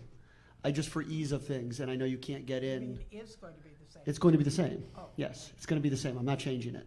So I'm not going to say that publicly and then to go change it on you and send it out. I wouldn't do that, obviously. Okay. So Carrie made the motion, Angie seconded. Any further discussion? All in favor signify by saying aye. Aye. Opposed? Abstain? Motion carries. And, Mr. Superintendent, when would you like me to come down to sign it? Tomorrow? Tomorrow afternoon. I have- Afternoon, okay. I have a doctor's appointment in Farmington Okay. in the morning. Yeah, that's fine. Thank you. And then, so the final aspect,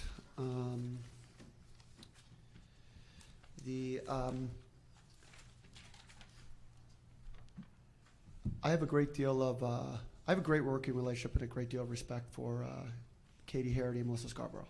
Love working with them. I think they do an outstanding job representing the teachers in their union. And, we agree in a lot, and we are able to work behind the scenes to do a lot of great things for teachers. Happens all the time. And that's been 10 years. I know from personally speaking, and that not all teachers feel the same way that was represented here, and that's okay too. Every single teacher, every single para, custodian, everyone's voice counts. It's important. Obviously, the administration had a different viewpoint on that, and so did the paraprofessional that was here representing the paras. I think we sent out a letter with good intent. It's really hard to write these. We're trying to get the legislature to take notice. You have to spell out what the issues are going to be. And the issues, from my perspective, from the perspective of legal individuals that have looked at it from law firms who are also consulting with the state right now, is that it's unnecessary and it's going to create some major problems, especially for all of the for school districts. I can tell you that the fact that a lot of people are involved and are expressing their views on it is good, right? Like we respect the teachers coming and sharing that they weren't pleased with that. That's healthy, and we respect their feelings, and we want to have a community where you can disagree and you can come in, and then I've already met with Katie on other things, and we work very well together. And tomorrow I'll see her and smile, and she'll be working in her classroom, and that'll be great. And so we disagree, and then we move forward in as best way as we possibly can, and we listen to everyone, and we value their opinion. So I consider that a healthy development. The other thing is our letter was very impactful. It caught the attention of a lot of people. You know, I had superintendents and board members at a CABE breakfast down by the shoreline, and I'm getting texts. And Senator Austin, who's a co-chair of the appropriations, she brought up Ellington's letter and asked people what they thought about it. And people said this is a major issue, and we're concerned. And then there's just a lot of interesting things going on. Senator Austin said the Department of Labor, it was interpreting the law incorrectly, and it did not apply to schools. And I thought that was interesting. So I did some work with other legislators to try to find out if that was accurate, where the Department of Labor is on this. I was able to get some information on a statement from the Department of Labor Commissioner that said, no, we're interpreting the law correctly. I know that, Fran Rabinowitz, who's our CAPS Superintendent Executive Director, she's been meeting and is going to be meeting with members of Matt Ritter's staff coming this Friday. And there's been a lot of feedback and a lot of things that there's issues with the law, even though the intent's really good. Everyone that I speak to agrees that people that don't have access to paid sick leave, they need to have it, and it's important. And so people fully support that. So it'll be interesting to see. I mean, listen, the legislative session is going to be long and hard. There's a lot going on. The biennial budget the governor has to present. It's going to be complicated. It's going to be challenging. I do think my read on this is there's going to be some good movement in terms of making some remedies of this particular law relative to school districts. That's my read on it. I could be wrong, but I am proud that the board has continued to move down a path of trying to do things that are going to be beneficial for the kids and the staff alike in the community to run the school district, even though at times it's super hard and it's not always comfortable. So, comments from people? So that's my thought process on the paid sick leave letter. Okay. I do just want to say that prior to getting the letter and everything else, I wanted a little background. I think is important to know that we had a workshop with paraeducators who don't necessarily have the same benefits as full-time teachers do, where there is not a para sub, and the paras, a lot of them are one-on-one. It has absolutely heightened my awareness of the paraeducators in our system. And reading the HR report today, there were 3 that resigned. It's concerning, and quite frankly, I think as a board, we should be very scared in regards to the paraeducator community. And again, it heightened my awareness. I hope that it did the same for all of you. And yeah, that's really all I have to say. But we have a major issue in this district with our paraeducators. And, thank you for whoever it was that put together the workshop that said, we need to pay attention to this. It was alarming. I think that for me, hearing the teachers speak tonight, I don't think it was so much about the bill or that we didn't care for the bill. It was the sentiment of, or how they perceived the letter. So it really didn't have, in my opinion, anything to do specifically with the bill, although Crystal Banville spoke about, how it would benefit them to have a 1-hour leave. So I guess the biggest thing, and I go back to what Jen said, is us trying to be cognizant of how we're perceived in as much as we can be. Because honestly, when we were putting that together, the teachers feeling like that didn't even enter my mind. It was more for me about the fact that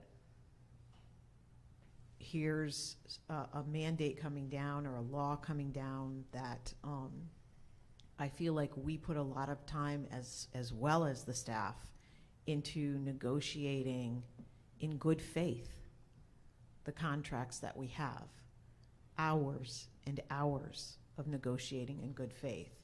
And then a law comes down and null and voids that. And so I struggle with that as an individual, as a board member.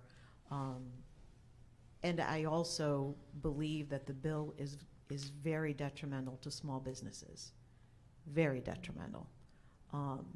So I know we're looking at it from a school board lens, but I can't help but not look at it from a small business lens. It will decimate a lot of small businesses in this state. So I hear what they're saying, and I feel sorry that was the interpretation, because it was definitely not the intent. And I feel like there's been many occasions where we've spoken very, very highly of the teachers and the staff here, and I feel sorry that they think that we think less of them, because that is absolutely 100% not the case. Agreed. So along with that, then, will something be said to them? Can something be said to them to validate, or along with what you're saying, Jen? I feel like I just did. I don't know if they're watching or paying attention. In writing, I think. In writing. I think we heard them say to us that words matter. And what we say matters, that words matter. And I do think that we address that in some ways with talking about making sure that we don't vote on a letter and it goes out differently. I think we've discussed that, and I see the civility. yeah, I thought this might be very controversial, and I think that we're dealing with this in a very calm and quiet manner, which is quite a surprise for me. That's not what I expected. I spoke with Scott on Monday and said, I hear rumors that the teachers are coming. When I got here, I didn't like to see this letter from Kate Diaz. That suggests to me that they took a lot of time to talk to a lot of people to get this letter, and I hope you realize that. That these don't come easily, letters from the president of the Connecticut Education Association. That took some time and effort on their part and their UNICEF part to get them to people. So I expected to come here and say, I'm sorry I voted for this, because I did not intend to degrade your service in any way, but I think we've said that. But I'd like something to go out to them. I'd be happy to put something in writing and send it out. Thank you. I mean, I just said it publicly, but Yeah, I'm more than happy to because reiterate that. they might not hear that. Absolutely. And if it could go out to them, I think that would do a lot. When I asked to put this on the agenda so that we could talk about it, I thought that might be an issue, and I'm glad it's taken care of. Sorry, go ahead. I echo what Jen said. I feel pretty much the same exact way. I do not agree with the legislation whatsoever, not just for the school system, because we do already negotiate contracts. So, and for small businesses as well, I think the legislation is just not good for our community at all in any way, shape, or form. I think that the teachers are valued here. I think this board has shown again and again that we care for our teachers and we respect them.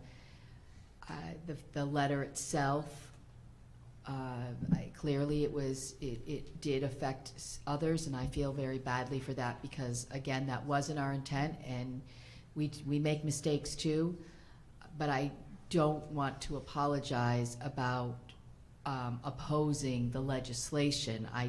But I feel horribly that the teachers would take that personally, the way that it happened. I understand why they did, but that wasn't how. That wasn't what I think this board wanted to, felt. We didn't feel that way at all. So, but I don't want to back off of the fact that the legislation I disagree with. It doesn't mean I don't support the teachers. I do support the teachers, and I do care and want their well-being. I agree, and in the spirit of everything else that we've said tonight, Jen, I'd like to read the letter if possible before it goes out and attach my signature so that the teachers know that I'm also in agreement with your words. Sure. Happy to do that for anyone. So is this a letter that's coming from the board or coming from the me chair? as the chair? As her as a If you would like me to put something together from the board, I'm happy to do that as well. I think it would be reasonable to have something from the board. I mean, I feel terrible that the teachers felt undervalued, but I don't see how they could feel otherwise based on some of the illustrations at one of our meetings as how the sick time could potentially be used. I have a headache, so I'm going to sit in the parking lot for an hour, or I'm going to go and have coffee. I think those illustrations were very demeaning and did not demonstrate respect that was deserved and earned by our educators. Can I just say too, this was out Can you move it closer, sorry. I just want to also say that anything we've been talking about, it's always included all employees. It's not just the educators. I think a lot of the discussion that you're referencing was about some of the other unions we've dealt with. I don't know that any of our words were ever directly to the educators in town. Am I correct? You mean the teachers? That's how many we have. It's never been directed to specifically the educators that we employ. It's the whole, as a whole, right? It's a very good point. The letter was directed to staff because it's applied to all the different bargaining units. And part of my wheelhouse, Dr. Williams, is before I came to Ellington, was executive director of performance management for Hartford. And loved my time there, great place. One of the things that I did was I was the person that addressed performance issues with 13 different marketing units that were there. I've also been 10 years here as the person who was in the room when we're dealing with performance issues. Abuse of contracts and taking liberties does happen. This does not mean that there aren't a vast majority of paras or administrators or custodians or teachers or support staff, secretaries that don't have a high level of focus and work really hard to be in for the children. They do. You know, in hindsight, would have been maybe nice if we were able to convey that a little bit better in the letter, but that wasn't the case. But even individuals that aren't abusing it like very deliberately in an excessive way, which is a small number, that it occurs. It's all over performance issues when I deal with it. There's even small liberties taken naturally that people take with more flexibility with time. And this law would add to that. The other thing is that I think is really important, and Ms. Zen referenced it with the negotiations of the contracts. And this is something that I convey to, especially Katie and Melissa at times, is, you know, you have a point, I hear you, I can support that, that you disagree with this and you're upset, no problem. But sometimes I would like for you to also juxtapose your remarks to say, in negotiations, we've gone the extra mile to be even more flexible with the contractual opportunities for teachers to take different leaves for different things. You know, not everything, but it's a negotiation, but there's a lot of flexibilities in the last two contracts that we put in for teachers, that we put them in, and some, you know, and so they have a lot. And they also know, and I wish sometimes I just wish, and they may be listening now, and that's why I said I respect it, because I really do. But I wish sometimes, they're the ones that are in the room at times when they come and they say, X just happened with a teacher. And it's kind of a little bit of a gray area with the contract.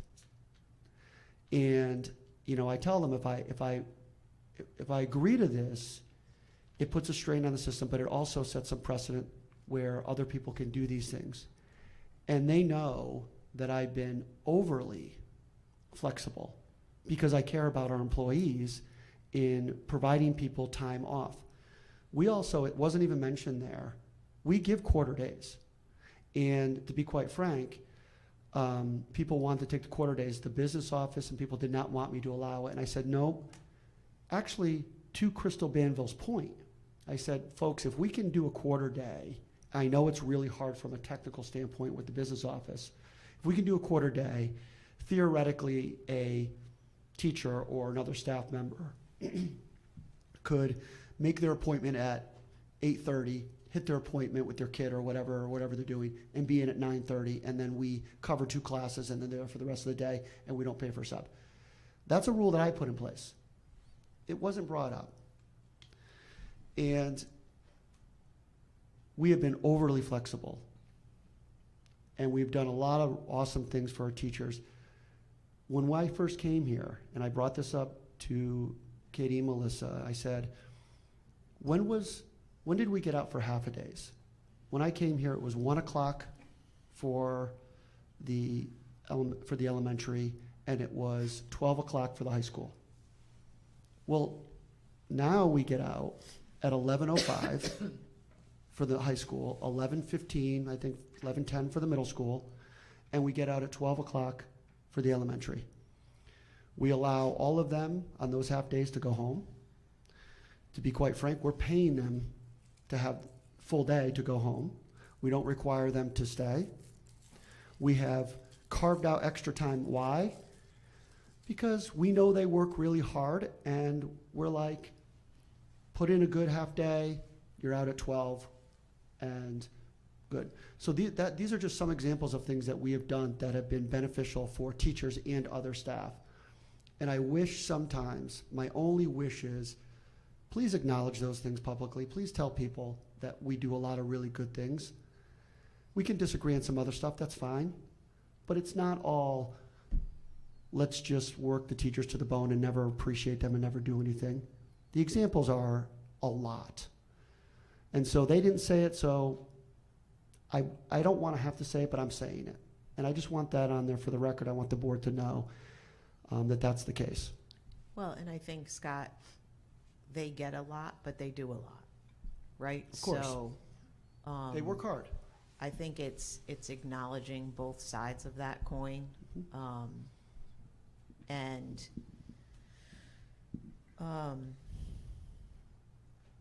We, you know, obviously we could have written the letter a little better. Sure. And we are going to make mistakes. You know, like everybody makes mistakes. The big thing, and I speak about this I've spoken about it at commencement a couple of times, is own it, learn from it, move on. Mm-hmm. So those are the 3 things we're going to do today. Yep. We've owned it. We're going to deal with it. Now I say it's time to move on unless somebody else has something else they want to Just say. one other thing. I mean, if they can tweak the sick leave, it needs guardrails, because I agree that there is significant potential for abuse there. I am in agreement with the original intent to provide sick leave for those folks who do not have it contractually, but it needs guardrails. And if you're going to write a letter, Madam Chair, when can we come in and sign it? Well, you'll have to give me a couple days anyway, if you All don't right. mind. You'll let us I know? actually do something else besides Yes. this. But I will absolutely You'll keep let us everyone know informed. when Absolutely. we can come in and sign it. We'll do, or I'll drop it, I'll bring it to your house, Miriam. Oh, You don't do that. You don't live too far from me. so- But we could also help with the letterhead and any of that, like processing stuff if you need it. Perfect. Okay. Oh, there's a little kumbaya moment here. Did everybody feel it? Everybody feel it? Excellent. Okay, thank you. Director's report, Alicia. Money in, money out. Hello. So this is our current year. Yeah. Just And want to so know on- about retirement. You don't have to go through the whole thing. Let's talk about You just retirement. want to talk about retirement? So I looked at retirement today to see why we are over budget, and Yeah. and me and Stephanie sat down and we talked about it. The one obvious thing that I can see is that our administrative fee for SEMERS is about $3,000 higher than it was last year, but that is obviously not the full impact of the budget. We also talked about how we haven't made any moves yet this year, so we have to analyze to make sure that what is in retirement should be there and see if it needs to be moved out to any grants, moved out to special revenue, because what can happen in our system is it could post the salary to there, but not the retirement. right. And so what we're gonna do is we're gonna analyze that and do a mid-year move, so we could see the actual effect of that. And there's no way we're off on the SEMERS?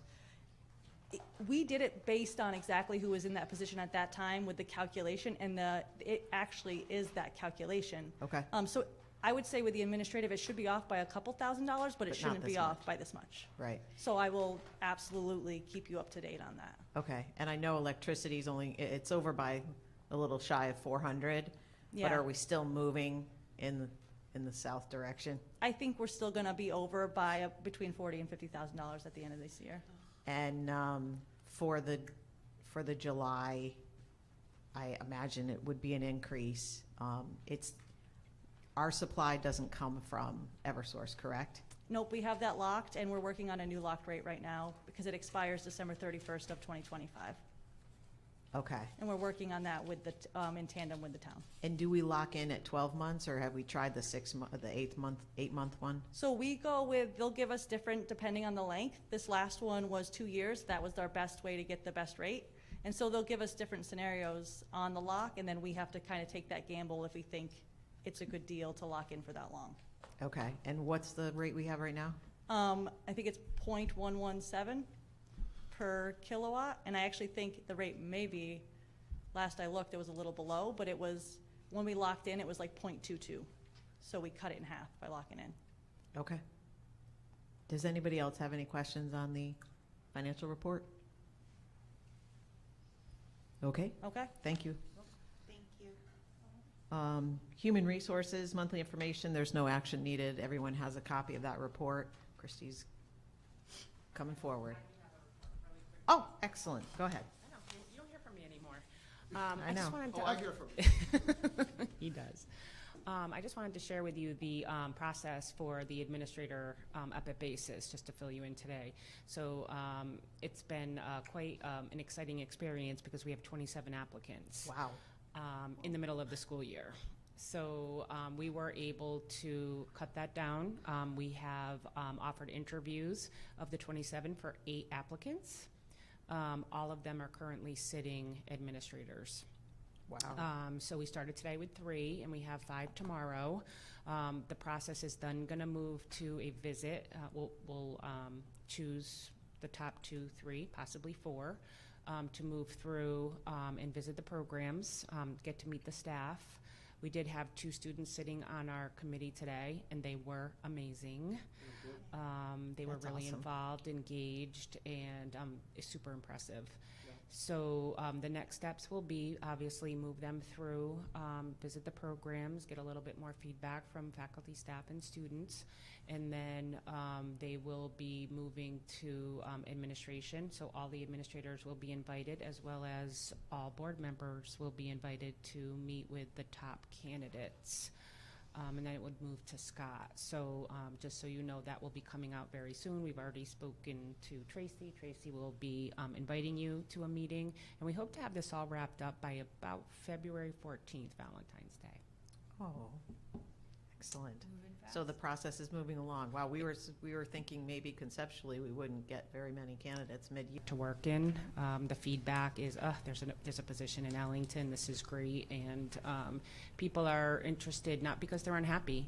Not one interview today was because they're unhappy, but it was because there's an opening in Ellington, and it's an amazing program, so the word is out there. And thank you again for allowing this opportunity for us to have another leader with this amazing BASIS program. Thank you. Thanks for speaking to that, Thanks, Christy. I Christy. appreciate that. Board liaison reports. What do you have for us? So I'm just going to take this off. Sorry. Midterm exams were from January 21st to the 27th, and they just ended on Friday. Most students had like a 3-day weekend because they had Monday off as exam makeup day. The Student Council is getting ready for the Everlasting Rose fundraiser that takes place from February 7th to February 13th, with all proceeds going to support the Best Buddies Club. Link Leaders also recently put on their annual Cocoa and Cram Night before midterms, offering support and guidance to freshman students in preparation for their midterm exams. Did they get a lot of people that go to that? I think so. I'm not a Link Leader myself, but my friends usually have a lot of like positive things to say, that like usually a lot of freshmen show up. But otherwise, usually they just like share knowledge when they're an advisory or just like see their kids around. Sorry, I didn't mean to interrupt you. Oh no, it's good. Best Buddies has started planning activities and events for their annual United Week, which takes place in February. They also have general meetings coming up and are working out details for their Valentine's Day party. The second journal for the senior capstone project was due a couple weeks ago, and I believe there's only 2 journal entries left to report on capstones, so those are almost done.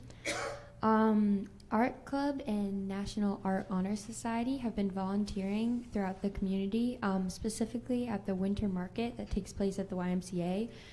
So I noticed there's a lot of active roles that they're taking in our community.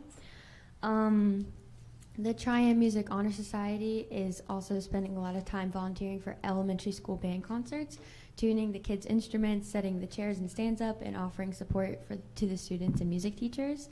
I recently helped at the Windermere Band concert, and it was really fun. The kids were really sweet. The OKP kids are diligently working to prepare for their CDA competition, which is the Connecticut Drama Association, and they're working on a play called Our Place, so it sounds pretty cool. Indoor track and field is going well. The NCCC meet is Tuesday, February 4th, and the states meet will be Thursday, February 13th, so that's coming to an end. Cheerleading is planning a routine for the Best Buddies pep rally in a few weeks, which will feature 2 students who are part of the Best Buddies program. And boys basketball are currently undefeated with 13-0 as of last night, so I think that means they won 13 games. I don't really know the whole thing, but you know, because the girls are 9-6, so I was like, did they win 9 games? I think they won 9 games. Yes. But they are bringing the positive energy this season, one of the athletes told me, and are currently in their conference play. So yeah, another athlete remarked that they're getting better every day, so I think they're killing it. Excellent, thank you. Gary? Yes. Pull that microphone in, Gary. Yeah.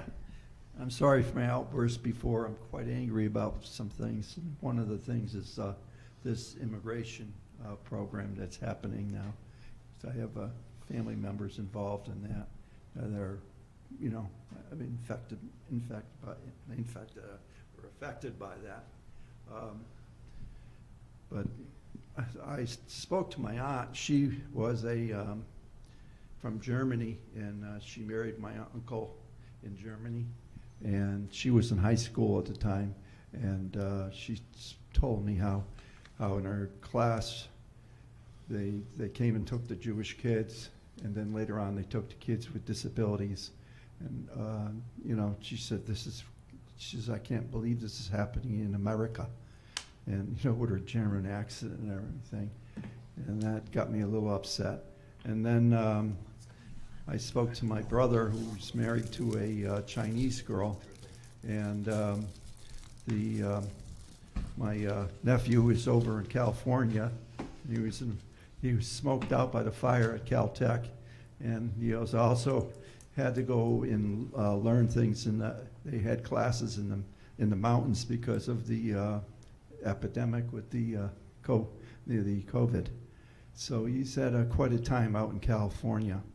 But anyway, they're getting, since the new administration's come in, they've gotten a lot of people spitting on their car or giving them fingers and things like that because of their Chinese. I'm sorry to hear that, Gary. That's horrible. Gary, do you have a report on the building committee? Do you have a report specific to the building committee? The building committee? Oh, the permanent building? Yes, could you just give us a report on Yeah, that, I please? don't have that with me. I'm sorry. I wasn't thinking too much today I was looking at the immigration thing here.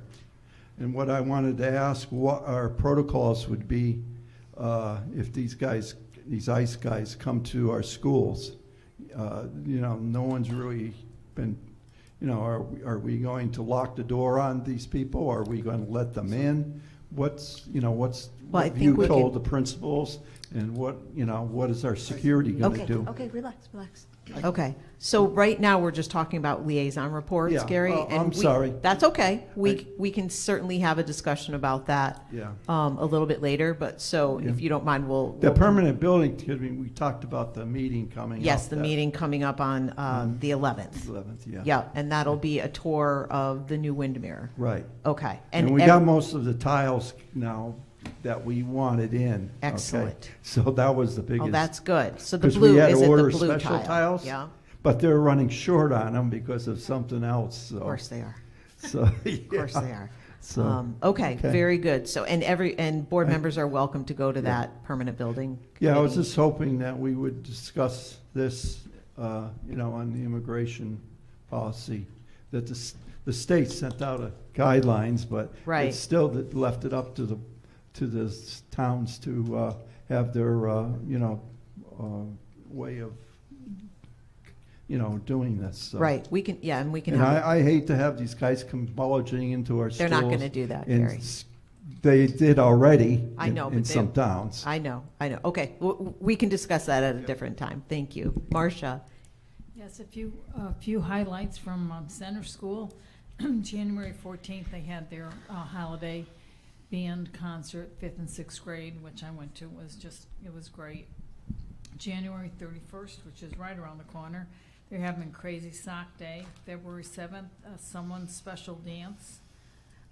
February 7th, K4 Spirit Day, wearing sports team's jersey or purple, which is the Knights, of course. February 13th, The Adventures of Dr. Wonderful and Her Dog play. Thank you, PTO, and February 13th, classroom PTO celebrations. The 14th is a shortened school day, professional development. February 17th, of course, this is across the board, no school, President's Day. And February 18th is a professional day. Very good, thank you. Sure. Angie, what do you have for us? Rebecca does such a good job, so mine's kind of minor, but like she said, the United Week is scheduled for February 10th through 14th, including the Truth About Hate program that they put on at the high school, and which concludes with the United Week pep rally, which is always a fun time, basketball games and whatever games they kind of do. Lots of noise from what I understand. I might have to come check it out Lots this of year. noise, it's pretty cool. Yep, and then the practice SAT exam is scheduled for February 11th, helping all the juniors to do theirs in March, so. And you have to sign up for that, FYI, parents. The practice one? Mm-hmm. Okay. Thanks for letting us know. Yep, you can go to Mr. Guidry's Friday report. There's a link there, and you have to sign up on the form. Jen, what do you have for us? Okay. bases. The second semester started this week. Students are excited to start their new classes. Several of the students have actually started coming to EHS for a class, while others are just staying at the bases building full-time. The program does continue to focus on individual students and their choices of learning. 2 vans with the support of both bases and the athletic programs will be actually registered this Friday and will be registered or ready and available on Monday for transportation of the students. I may see somebody at DMV because I'm going as well. Anyway, students at elementary bases have been enjoying their opportunities to attend PE, art, music, and the library at the elementary schools. And the elementary program is desirable based upon these opportunities for students to enjoy time with their non-disabled peers in town while attending smaller off-site programs. The Cowbell is almost ready to open. We're looking at a March 1st opening, and I believe, and correct me if I'm wrong, Christy, that the board will all receive invitations for that to come out. And they are making shirts and learning how to use the embroidery machine. So cool. It's kind of fun. Excellent, cool. Thank you. Shared Services has switched to only meeting twice a year, and we have not had a meeting. I know. We've shared all we can share for just now. Carrie?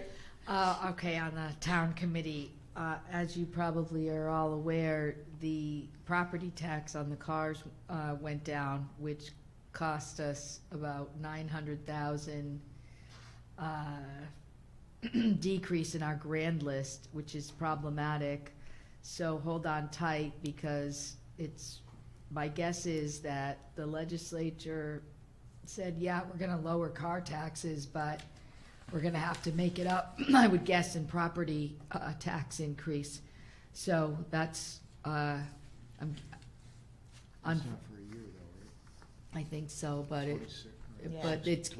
but the mill rate could be affected by this. I obviously don't know right now, but I'm just guessing. No crystal ball, but guessing that that's not good news, and they're probably going to increase property taxes to make up for the loss on the grand list. We did lose $25,000 from the town committee regarding our bucket list, because we had a bucket for sidewalks and floors, which we didn't get that money this year. I am told that we have to make sure that we define those buckets, and that we're also providing the estimated costs or what we should be funding in there, because now we're not getting that money. So That's correct, and I'm sorry, I didn't mean to go ahead, interrupt you, go but ahead. I've If I said it had incorrectly, nope, I'm you sorry. did not. But we've had some conversations around the whole concept of the buckets, and yeah, and the understanding. There seems to be 2 separate understandings, where one is it's a bucket that you put money in for over 5 years, because in 5 years you need to acquire a piece of equipment. So you're saving up year after year, which is keeping things at a steady pace. There are other buckets where it's money put in that is not specifically assigned to a certain item, but assigned to certain projects. And where in last year that seemed to work or that flowed, this year it does not. They're looking for more transparency, in the sense of they would like each individual item spelled out. So But what if you don't know that? Say sidewalks. then you don't. You don't know where you're. Well, how you to fix know this. what sidewalks you Yeah. have that are But for that are instance, in need of. You have. So you say we have a project at. I'm just throwing this out there. Project Windermere, project at Center School, project at Crystal Lake, and the estimated cost for these cracked concrete areas is this amount. This is the quotes we got. Blah blah blah. So that's the detail they're looking for.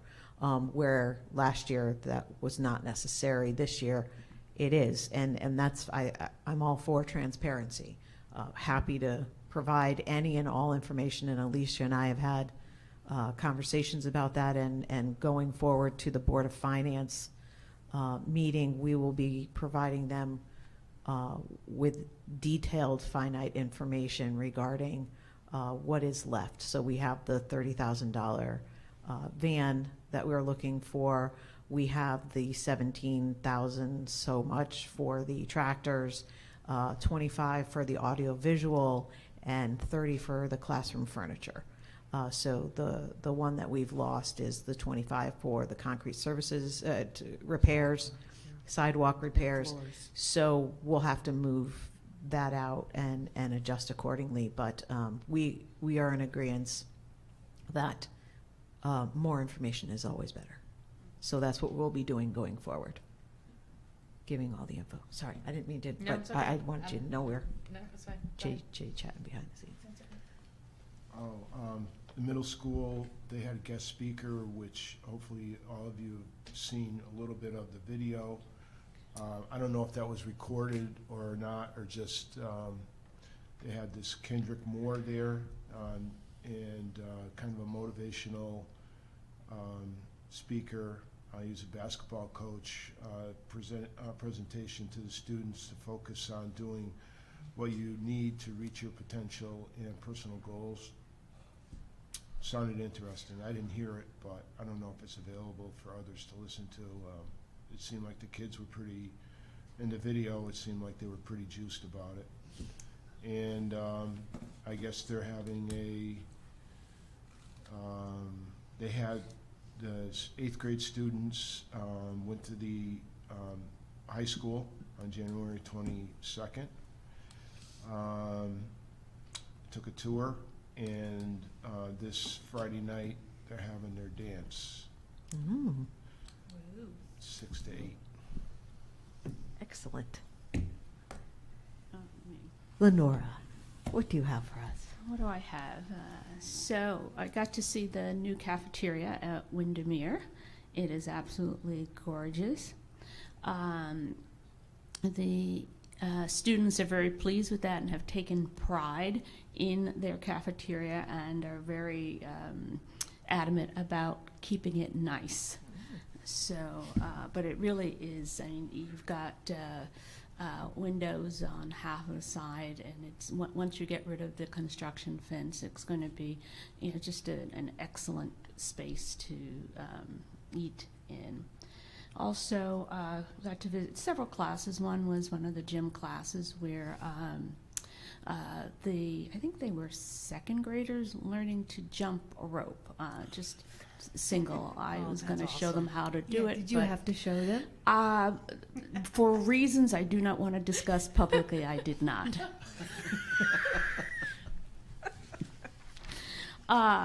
Also, I observed a 1st grade class, and they were working very diligently on their journals with pictures and trying to explain to me what they were writing about in their journals. Some of it wasn't quite clear, but they tried. Also, winter recess, the kids are back outside for the most part. With those really, really cold days, they had to stay inside. And as I was leaving today, they were trying to build a snowman. Yeah, not quite successful, but given more time, I'm sure they would be able to. And more snow. And more snow. And last is that they, I think February, President's Day weekend, I think at least as of this last communication, they're on track to move the grades 1 through 6 to the new wing, unless something has changed. As far as I know, they're still on track. Excuse me. Yes. Was there something supposed to be mentioned about this EMS elevator, or is this just an FYI? Oh, yeah. I think it's just an FYI. It's from you. It just says FYI. It's from Alicia. Give him a little credit. Oh, It's to It's got Scott. Oh, to Scott. Yeah, so Wait, can we finish? Can we finish course? That's okay. Said EMS on it. Miriam? You forgot it, Um, Steve. From the lake. They're having their Sweet House Shuffle on February 7th. That's the dance that they have. If it's the same as the one I went to, they bring their dads. And it's a wonderful time. And John said he wanted to thank all of the board members for working so hard to get his floor repaired. And I spoke with him on this Saturday that he was here, and I said, and please, please tell us if there is any problems with the floor right away. I don't know whether it was because we had four principals, but I said, if you're staying, he said, oh, I'm staying. I said, then you have to tell us about the floor immediately, and I will check with him. And then for crack, they're having their legislative breakfast on February 11th at the Legislative Office Building. I'm assuming, Scott, you're going? Of course. And I will go, and I know, Steve, you came, and Angie the last time, and so I'd like to extend an invitation to everyone if they can make it. It's 8:30 at the LOB. That's February 11th? Is 8:30, everything not happening that day? Not a luncheon, it's a breakfast. Breakfast. It's a breakfast, Oh, yeah. because I thought you said luncheon. Another February 11th date? 8:30. Yes, February 11th in the morning, you can come for breakfast, and then in the evening, you can take a tour of Windermere. It's a full school day. Excellent, thank you very much.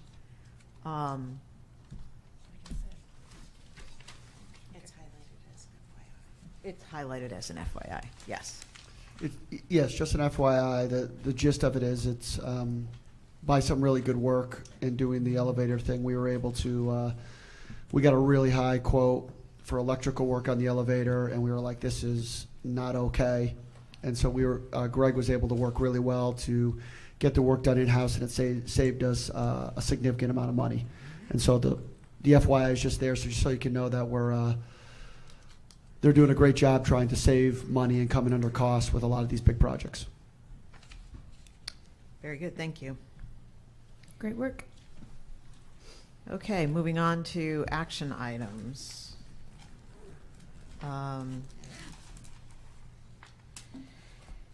Are there any action items that anyone wishes to remove, items D through U from the consent agenda? I have a question on policy 4400. Yeah, it's part of that. But we already passed the consent agenda. Is all the minutes. We did that at the No, beginning. this is a separate, we're gonna go through each one of them separately. So what we're trying to do is, so we don't have to read each motion, to do it combined, but if we have questions, that's fine, we can go one by one. So Miriam, you have on 440, so we'll start with, action item D, if someone wants to read that. Move that upon the recommendation of the Policy Committee, the Board of Education hold a second read to approve the adoption of revisions to Policy 1080, non-discrimination - community. Second. Seconded by Steve. Any further discussion? All in favor signify by saying aye. Hang on, because Miriam can't vote if she's opposed, abstained, motion carries. Action item E. Move that upon the recommendation of the Policy Committee, the Board of Education hold a second read to adopt revisions to Policy 3100, budget procedures and light item transfers. Seconded by Marcia. Any further discussion? All in favor signify by saying aye. Aye. Opposed, abstained, motion carries. Action item F. Move that upon the recommendation of the Policy Committee, Board of Education hold a second read to adopt revisions to Policy 4300, employment and student teacher checks. Second. Seconded by Angie. Any further discussion? All in favor signify by saying aye. Aye. Opposed, Abstained? Motion carries. Action item G. Move that upon the recommendation of the Policy Committee, the Board of Education hold a second read to adopt the revisions to Policy 4400, Family and Medical Leave. Second. Seconded by Jen. Discussion, Miriam. I was just having the sidebar with Scott. I read that, and it's talking about people who are asking for medical leave, and it says that the leave should be granted, and they should make an effort to schedule their appointments so that it does not unduly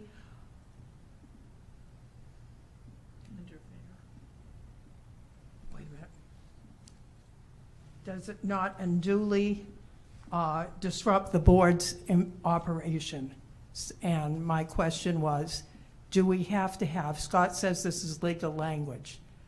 When someone is getting cancer treatments or other serious treatments and they have to leave, it just seems unnecessary to say that they have to arrange their appointments so that it does not duly disrupt board operations. It just seems cruel to me.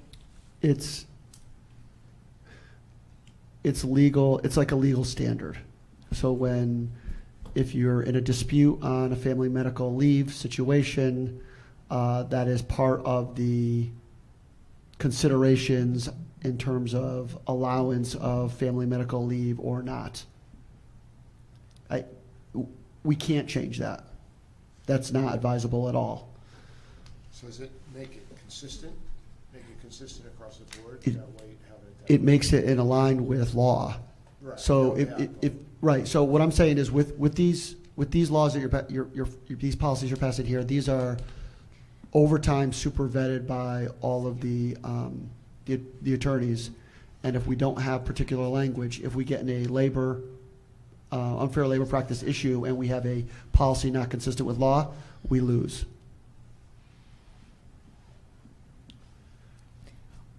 Question answered? Okay. So it was, motion was made by Steve, seconded by Jen. Any further discussion?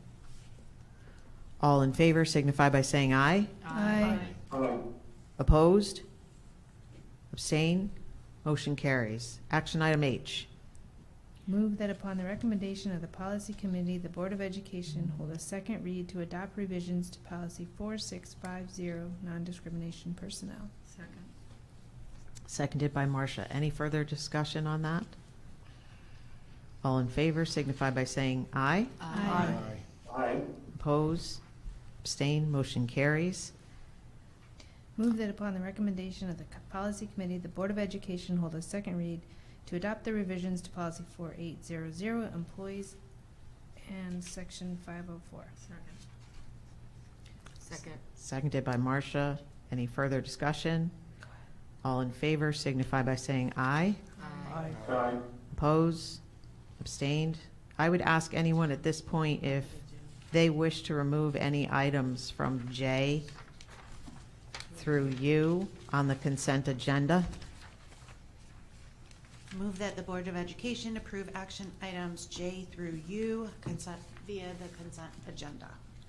Second. Seconded by Marcia. Any further discussion? Yeah, it's just not the consent agenda, it's just a block vote on those policies, by the way. That's why I was Thank you. confused, yeah. Second. Seconded by Carrie with the amendment made by Mike. All in favor signify by saying aye. Aye. Opposed? Abstained? Motion carries.